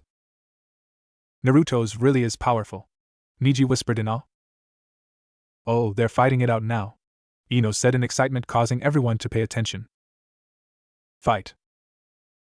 Naruto opened his eyes slowly while lowering his Zanpakuto slightly to view Yugao's Zanpakuto and couldn't help but admire the beauty of it. That's a truly beautiful Zanpakuto, Yugao-chan, he commented, bringing a smile on her face. Yugao also gazed at Naruto's burning Zanpakuto and how the flames traveled up his arm almost to his shoulder, and could feel the intensity of it, and not just in the heat sense, but in the power of it, how it seemed to bring a sense of calm over her despite the nature of it. Your Zanpakuto is quite intense. I've never seen such a thing like it before, she said with a small smile. Naruto chuckled and brought Ryujin Jaka backward in a reverse grip. Why don't we see which is the stronger? Fire? Or ice? Let's, she exclaimed before following his example. Naruto brought his blade up in a swing while calling out, Hifuki no Kazuchi. Fire-blowing gavel. An incredible amount of fire burst from the top of the blade as it soared across the battlefield, burning everything in its way from the intensity of the heat, while also causing all viewers to start to sweat from the heat generated. Tsugi no Mai, Hakuren. Next dance, White Ripple, At the exact same time, Yugao called out the name of her own technique as she punctured the ground once, creating a large ice circle underneath her feet, and then following up by puncturing the ground in front of her 4 times in a semicircle. She then took a battle stance as the ice particles began to flow up from the protrusions she made in the ground. Building up some more, she gathered them at the tip of Sodi no Shiryuki's blade, then fired an equal amount of ice at Naruto's fire attack. As the 2 attacks came into contact with each other, they fought against each other as Naruto and Yugao poured more into the attack as they started to grow larger and larger. Seeing the imminent danger, both shinobi jumped back as the joined attack exploded, sending fire and ice everywhere. Jumping backwards more, Naruto planted his feet on the wall and pushed off as hard as he could, causing cracks to appear as he flew at Yugao. Passing through the smoke from the previous attack, he came out on the other end with Ryujin Jaka in a reverse grip once more while Yugao stood in a defensive posture. Flipping forward, he landed on his feet in a crouched position and aimed the point of his Zanpakuto at Yugao and called out, "Reinden!" Lightning fireballs. Several fireballs shot out of the tip of the blade at Yugao, who hastily stabbed the ground with Sodi no Shiryuki. She called out, "Jihaka!" White tree. Ice shot out of the epicenter of the stabbing to meet head-on with the fireballs as the ice grew higher, forming something akin to a wall, causing the fireballs to impact with it, creating one more explosion. Just as Yugao was going to attack Naruto, she found herself pinned to the wall behind her with a sealed state of Ryujin Jaka at her throat. Looking down, she could only look on in shock as Naruto stood there with a smirk on face, Zanpakuto in his right hand and kunai in his left, pointing at her stomach ready to stab. "How?" she asked in shock. Naruto grinned while his eyes danced with amusement at seeing her shocked state. "While you were observing the explosion, I used one of my Hiraishin seals that I placed on you earlier when we're battling out like crazy, and because of all of the fog and smoke, you didn't see me flash here," he explained with a cool gaze as he stared down at her. "Amazing," she whispered in shock, realizing he could probably have won at any given time. "Well, I guess I have to forfeit this match. You definitely won, Naruto-kun," she said as she resealed her Zanpakuto. "I would love another rematch some other time, Yugao-chan," Naruto said as he sheathed his Zanpakuto and pocketed his kunai. Yugao chuckled at that. "Oh, you can count on that, Mr. Namikaze," she said with a smirk before she limped back to the others. "Stands? Now that was a match I would have paid to watch over and over again," Kiba said with a grin. "He certainly has earned his rank," Sim said with a lusty tone. "As long as he stays on our side, I'm alright," Inoichi said with a chuckle. "He has the same determination as his parents, they would be proud of him," Hayashi said with a smile. "Isn't it your turn now, Kakashi?" Kurenai asked with a grin, seeing the copy Nin sigh sadly as he looked down at Battle Arena. "I suppose so, huh?" he asked rhetorically as he started to descend the steps. Back with Naruto. Naruto had just finished healing himself off to the point where you could see that his chest and back didn't have a spot of dirt on. Well, he may get hurt more now, seeing as he's only in his pants and shoes with his Zanpakuto strapped to his belt and necklaces dangling from his neck. Tsunade stepped forward for the last time. For the final round, the ninjutsu portion, Kakashi Hatake, you're up. Tsunade stepped off once more while Kakashi lazily walked up, book in hand. Kakashi looked up at Naruto from behind his book and saw the look of seriousness, and decided to put his book away for now, as he knew it would piss Naruto off now, and the fact he knew Naruto would destroy it, something even he wouldn't chance. Kakashi knew that this could be the most trouble he had ever had, as he knew Naruto would have a lot of ninjutsu in his arsenal, considering he has the Rinnegan, which allows the user to be able to learn any jutsu. There was also the fact that he didn't really know what to do jutsu-wise if Naruto can just absorb them all. Yep, this was going to be one of the hardest fights ever. And to think he neglected him all those years ago for a spoilt Uchiha, what a fool he was. "I guess I'm going to have to get serious here," Kakashi said as he pulled his headband up, revealing his Sharingan, making Naruto smirk, glad he wasn't underestimating him. "That depends on if you want to survive," Naruto said with a smirk. Naruto versus Kakashi. Stands? "Who do you think will win?" asked Chuji. "I put my money on Blondie," Anko said with confidence. "Why are you so confident in him?" Kiba said with a frown. "Because I already got my ass kicked by him, as well as everyone who's faced him, so it's only right he gets his ass wiped too," she said, causing some snicker. Yamato, who was listening, and decided to comment. This could go either way. While Naruto has the jutsu and the strength and possibly the speed that can beat Kakashi-senpai, Kakashi-senpai also has a lot of jutsu and much more experience. "Come on!" exclaimed Anko as she now stood next to Kurenai. "Naruto has experience, probably more than any of us. He's been fighting for his life ever since he was banished, and he was trained by the fucking Raikage and God knows who. She exclaimed in frustration, knowing Naruto was stronger than he had shown. Kurenai chuckled. He could probably take us all out if he wanted. He's a one-man army, she said clearly. Kagura chuckled.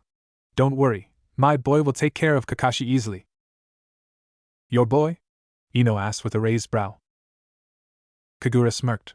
Oh yes, he's all mine and I mean all, she said, punctuation the all making her go wide-eyed as well as some women. They're starting, said Shikamaru, hoping to defuse the situation.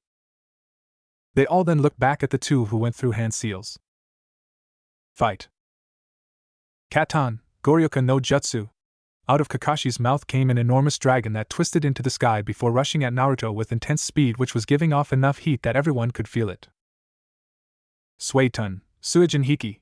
The water molecules in the air then formed a very powerful wall of water that surrounded Naruto, blocking the fire dragon as it hit. Even though the dragon had hit the wall and was now gone, Naruto then put his hand in a seal before yelling, Suetun, Suryuden no Jutsu. The wall of water then swirled from around Naruto so that it turned into a dragon in front of him with blazing yellow eyes. It was then sent soaring at Kakashi, who just barely dodged out of the way before it hit the ground and surprisingly made a crater. You're very good at your Suetun manipulation, Kakashi complimented Naruto, who grinned. Both fighters then went through the same hand seals and yelled, Katan, Gokakyu no Jutsu. Both of them inhaled sharply before they blew a large ball of fire at each, intending on defeating the other. However, instead of blowing up, they turned into more of a flamethrower which batted against each other for strength. Naruto discreetly made a clone without the use of hand seals, as he had used them so many times it was natural to him. The clone went through a couple hand seals before shouting, Futon, Atsugai. A miniature tornado shot out of its mouth and merged with his fireball, which overtook Kakashi, causing an explosion, sending them both back. Kakashi flipped up right before jumping into a tree with his back to it, and working on a tactic. Naruto, seeing Kakashi missing, knew he had gone into a tree, but which one? Grinning, he put his hand in a seal before slamming his hand on the floor and calling out, Ikazuchi Hawkeye. Lightning poured out of his hand, which then shot along the ground towards the tree lines, which cut through the ground, breaking up. The lightning then hit a tree and blew up, causing many more trees to go down with it. However, no Kakashi. Stands. Everyone stood gaping, not believing this was the dead last who they used to make fun of. Now this was a real shinobi who could kill. Who would have thought Naruto would become this strong? Niji mused. Kagura snorted. You guys haven't seen anything yet. Fight. Kakashi, seeing the potential danger if he kept hiding, decided to charge a Raikiri in his hand. Jumping from the tree line still in midair, he thrust his hand forward like a whip, and out of it came a massive dog in the form of lightning. Naruto, seeing the danger, put both hands forward and said, Fujitsu-kyuin. It was then though that the lightning hound hit the barrier that had been found and was slowly being absorbed into Naruto. Kakashi, seeing the jutsu being absorbed, was impressed. He knew it could absorb any jutsu as he's seen before, but to see it absorb his jutsu was still fascinating. Stands. Whoa! Exclaimed Ino, amazed that Naruto actually absorbed the jutsu. He really can do that, whispered Sakura in shock, since she had not seen it before. Shino pushed his glasses up his nose. My bugs are very afraid of him. His chakra is apparently too large, and it frightens my bugs, he said, shocking them at the fact someone having too much chakra almost seemed laughable. He just keeps getting more troublesome, muttered Shikamaru, although he wouldn't outwardly admit he was impressed with Naruto, as it was too much energy. Who would have thought the council actually banished him? It's a good job he still sees us as friends, or we would be fucked, said Kiba, who kind of pointing out the obvious. Hana, his sister, smacked him upside the head. Wait to point out the obvious, runt. She then looked at Naruto's soaked body from when he used the Suetun jutsus. But I wouldn't mind a piece of him, she said, licking her lips, while Kiba's eyes widened in shock while his mother Tsum smirked. I'm with you there, she said, also licking her lips. Kiba fainted. Kagura chuckled and eyed Hana and Tsum before saying, I'll have him take you up on that offer. Both Inuzukas snapped their heads to her to see her wink at them. So what did they do? They grinned and winked back at her. Fight. Naruto smirked as he looked at Kakashi's astonished look. He loved it when people had that look once he'd done something amazing. Naruto held out his right hand where chakra started to gather. Let's see you handle this one, Shinra Tensei. Before Kakashi knew what was happening, an invisible force blew the entire field in front of him sky high, along with the few trees in the arena. He barely had time to dodge before the force clipped his shoulder, sending him flipping away. Give up? he taunted. Stands? Now that's what I'm talking about, exclaimed Kiba, who was grinning like a madman at seeing the power that attack held. He should have used more power for that, Kagura muttered, but audible for everything to hear. What do you mean, Kagura-san? Asked Hinata. Shinra Tensei is a jutsu that varies on the amount of chakra is put into it. What you saw was a basic version of it. Should Naruto-kun want to, he could probably destroy Konoha by putting much more into that attack. He used it a lot on our travels to wipe out bandit camps quicker, she explained, shocking them at how powerful that jutsu really is if he ever wanted it to be. Fight. Kakashi got up on his feet, a bit battered up, but smirked as he wanted this fight to last a while at least. Not a chance, I still have some tricks up my sleeve. Kakashi then put his arms in an X formation before chakra started pouring out of him as he shouted, Hashiman Kaimon Kai. Veins started popping out the top of his head as his chakra started to rock the ground, causing stone and dust to levitate as he yelled, Hashiman Kumon Kai. Just when Naruto thought that was it, Kakashi's skin changed color slightly before the ground beneath him cracked and shouted, Hashiman Simon Kai. Naruto looked shocked. He thought Kakashi could only open one or maybe two. Seems he wasn't the only one who had been training. He barely came out of his shock as he noticed Kakashi had disappeared. He wasn't able to finish as he was sent tumbling away before being kicked back one more. He was then kicked upwards, and just when he thought he could regain his bearings, Kakashi appeared behind him and wrapped his arms around Naruto and spun extremely fast straight to the ground, causing a crater and a mushroom cloud picking up. Kakashi, however, had hoped away before Naruto hit the ground. Stands. They all stood in shock at what Kakashi had done. No one knew he could go so far with the gates, never mind his strength he hit Naruto with. Is he dead? Kiba asked, a little worried for Naruto, but also got a smack on the head by Hana. Of course he isn't, Baka, she said, glaring at him for even suggesting it. Tsunade looked at the crater in worry. She knew how powerful that move was, and by the size of the crater along with no movement, she was about to go check when Jiraiya grabbed her shoulder, causing her turn around. He could see the worry and couldn't blame her. Then again, she didn't know what he was truly capable of. Calm down, Tsunadeheim, he's fine. Tsunade frowned at him. Jiraiya, that could have killed him. I have to stop this. Jiraiya gripped her shoulder tighter to keep her from turning around. Tsunade, Naruto has to do this, he has to prove himself. Tsunade frowned. She knew what he meant by that, however others didn't. Prove himself for what? Asked Shizen, who stood close by. Tsunade looked back at the crater that was slowly being visible. Naruto has been put down all his life by his peers, being told he was too weak, or he wasn't fit to be a shinobi, by fighting Kakashi, and winning. It proves to everyone here that he isn't the same Naruto anymore. The fact that Kakashi neglected him as well is more of a told you so Naruto is hoping for. Sakura, who stood by, frowned at the Kakashi neglecting Naruto statement. Kakashi never neglected Naruto, he taught us loads of things. Jiraiya frowned at the pinkette. Really? What did he teach you all? Sakura looked up at the Gama-san, confused. He taught us all we know. He taught Sasuke a lot of Katan Jutsu and even the Chidori. She said, if it was the simplest thing. And what did he teach you and Naruto-kun? Kurenai asked, who was also listening in to the conversation. Sakura thought and couldn't think of anything useful that he taught them. After Sasuke left, Sakura worked under Tsunade and Naruto was banished, left to survive on his own. Jiraiya smirked as he was glad Sakura understood. Good, you understand. Naruto wants to show Kakashi what he missed out on by showing him his power. All of Naruto's friends let those words sink in and realized Naruto had to do this to show everyone he truly was the son of the Yondaime, but more importantly that he was Naruto Uzumaki Namikaze. Kagura, however, wasn't going to stay quiet. Come on, you lazy bastard. If you stay down, then there's no sex tonight, she yelled out while getting a few blushes and tick marks from the woman.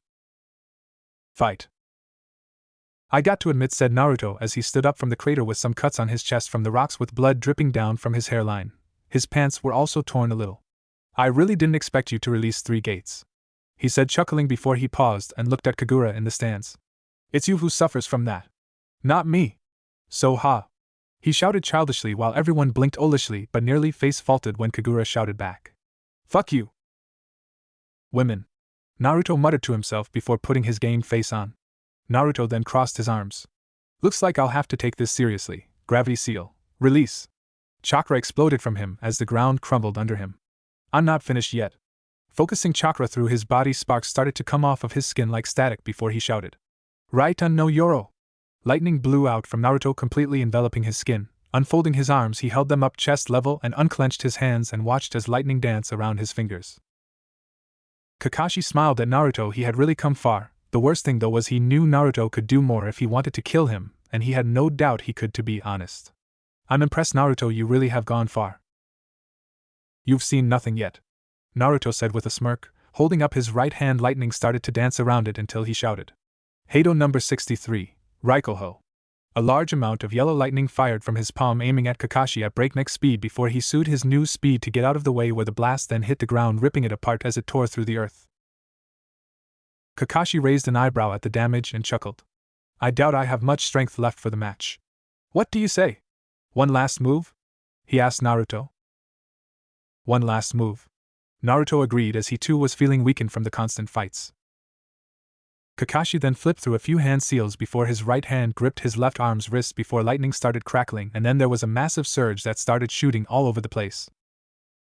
Naruto also held out his right hand as chakra started swirling around, creating a bright blue ball. A second later it started to turn light blue as wind started to gather, creating a four-pointed shuriken-like shape started forming around the ball. Both shinobi shot off at each other, leaving a small crater behind where they stood. As they got close, they cocked their hands back and thrust forward. Futon, Rinnegan. Raikiri. Both jutsu clashed, causing a massive flash of light followed by an explosion that ripped the ground up around them as a crater started forming with the rocks jutting upwards. The flash let down before another occurred, and two forms flew out of the smoke and landed on the ground hard as they kept rolling a bit. With everyone, Tsunade ran for Naruto and slid down next to him, rolling him over so he lay on his back. She laid her palms on his chest as they glow green, using a diagnostic jutsu. He looked like he had been in a war. His pants, the only remaining clothing on him beside his boots, were torn to the point that you could see his black boxers slightly, causing Tsunade to blush slightly, which was unnatural for her. He had cuts all over his body and arm, which she was currently trying to heal. Sakura also did the same with Kakashi, who was worse off. His entire left arm had been scorched and bruised. Tears and rips had appeared in his clothes. He was definitely beat up, as he looked like shit. The entire crowd stood in shock at what had happened. Naruto had more or less beaten Kakashi. What's worse is the fact Naruto barely used any of his jutsus that he has, including his Rinnegan jutsu that can level a village. Never mind the fact he had beaten some of the top shinobi that they have to offer. Naruto blearily opened his eyes but shut them quickly as the sun hit them. Opening them again, he came into the sight of Tsunade smiling down at him. So how'd I do? He asked her. Tsunade smiled at him proudly. Even though he could do much more, it was still impressive. You did great, but why didn't you use any of your other jutsus like your Rinnegan ones? She asked as she was curious about them. Naruto chuckled. They are too dangerous, plus didn't want everyone to know all about me now, do I? He asked rhetorically. Tsunade shook her head at him. If she was honest with herself, she wanted to see how powerful he really was. She looked down at his chest and noticed all of his cuts healed, showing a perfect body, one she would die for on a man. Snapping out of her thoughts, she helped Naruto up, whom then went over to pick his clothes up from a crater they had formed earlier. He then put his shirt and trench coat on, much to the dismay of many women. Tsunade looked over to Sakura, who was now lifting up a conscious Kakashi who looked pretty damn beat up from the looks of it. She smiled inwardly. And Kakashi didn't even have a real battle with Naruto, and look at him now. Tsunade looked at Naruto with a smile and said, Come to my office tomorrow. I already have a mission I want you to check on. I'll also have your team ready there as well, and I understand that Kagura will be going as well. Naruto gave a nod and left the field with Kagura to go get some sleep in a hotel.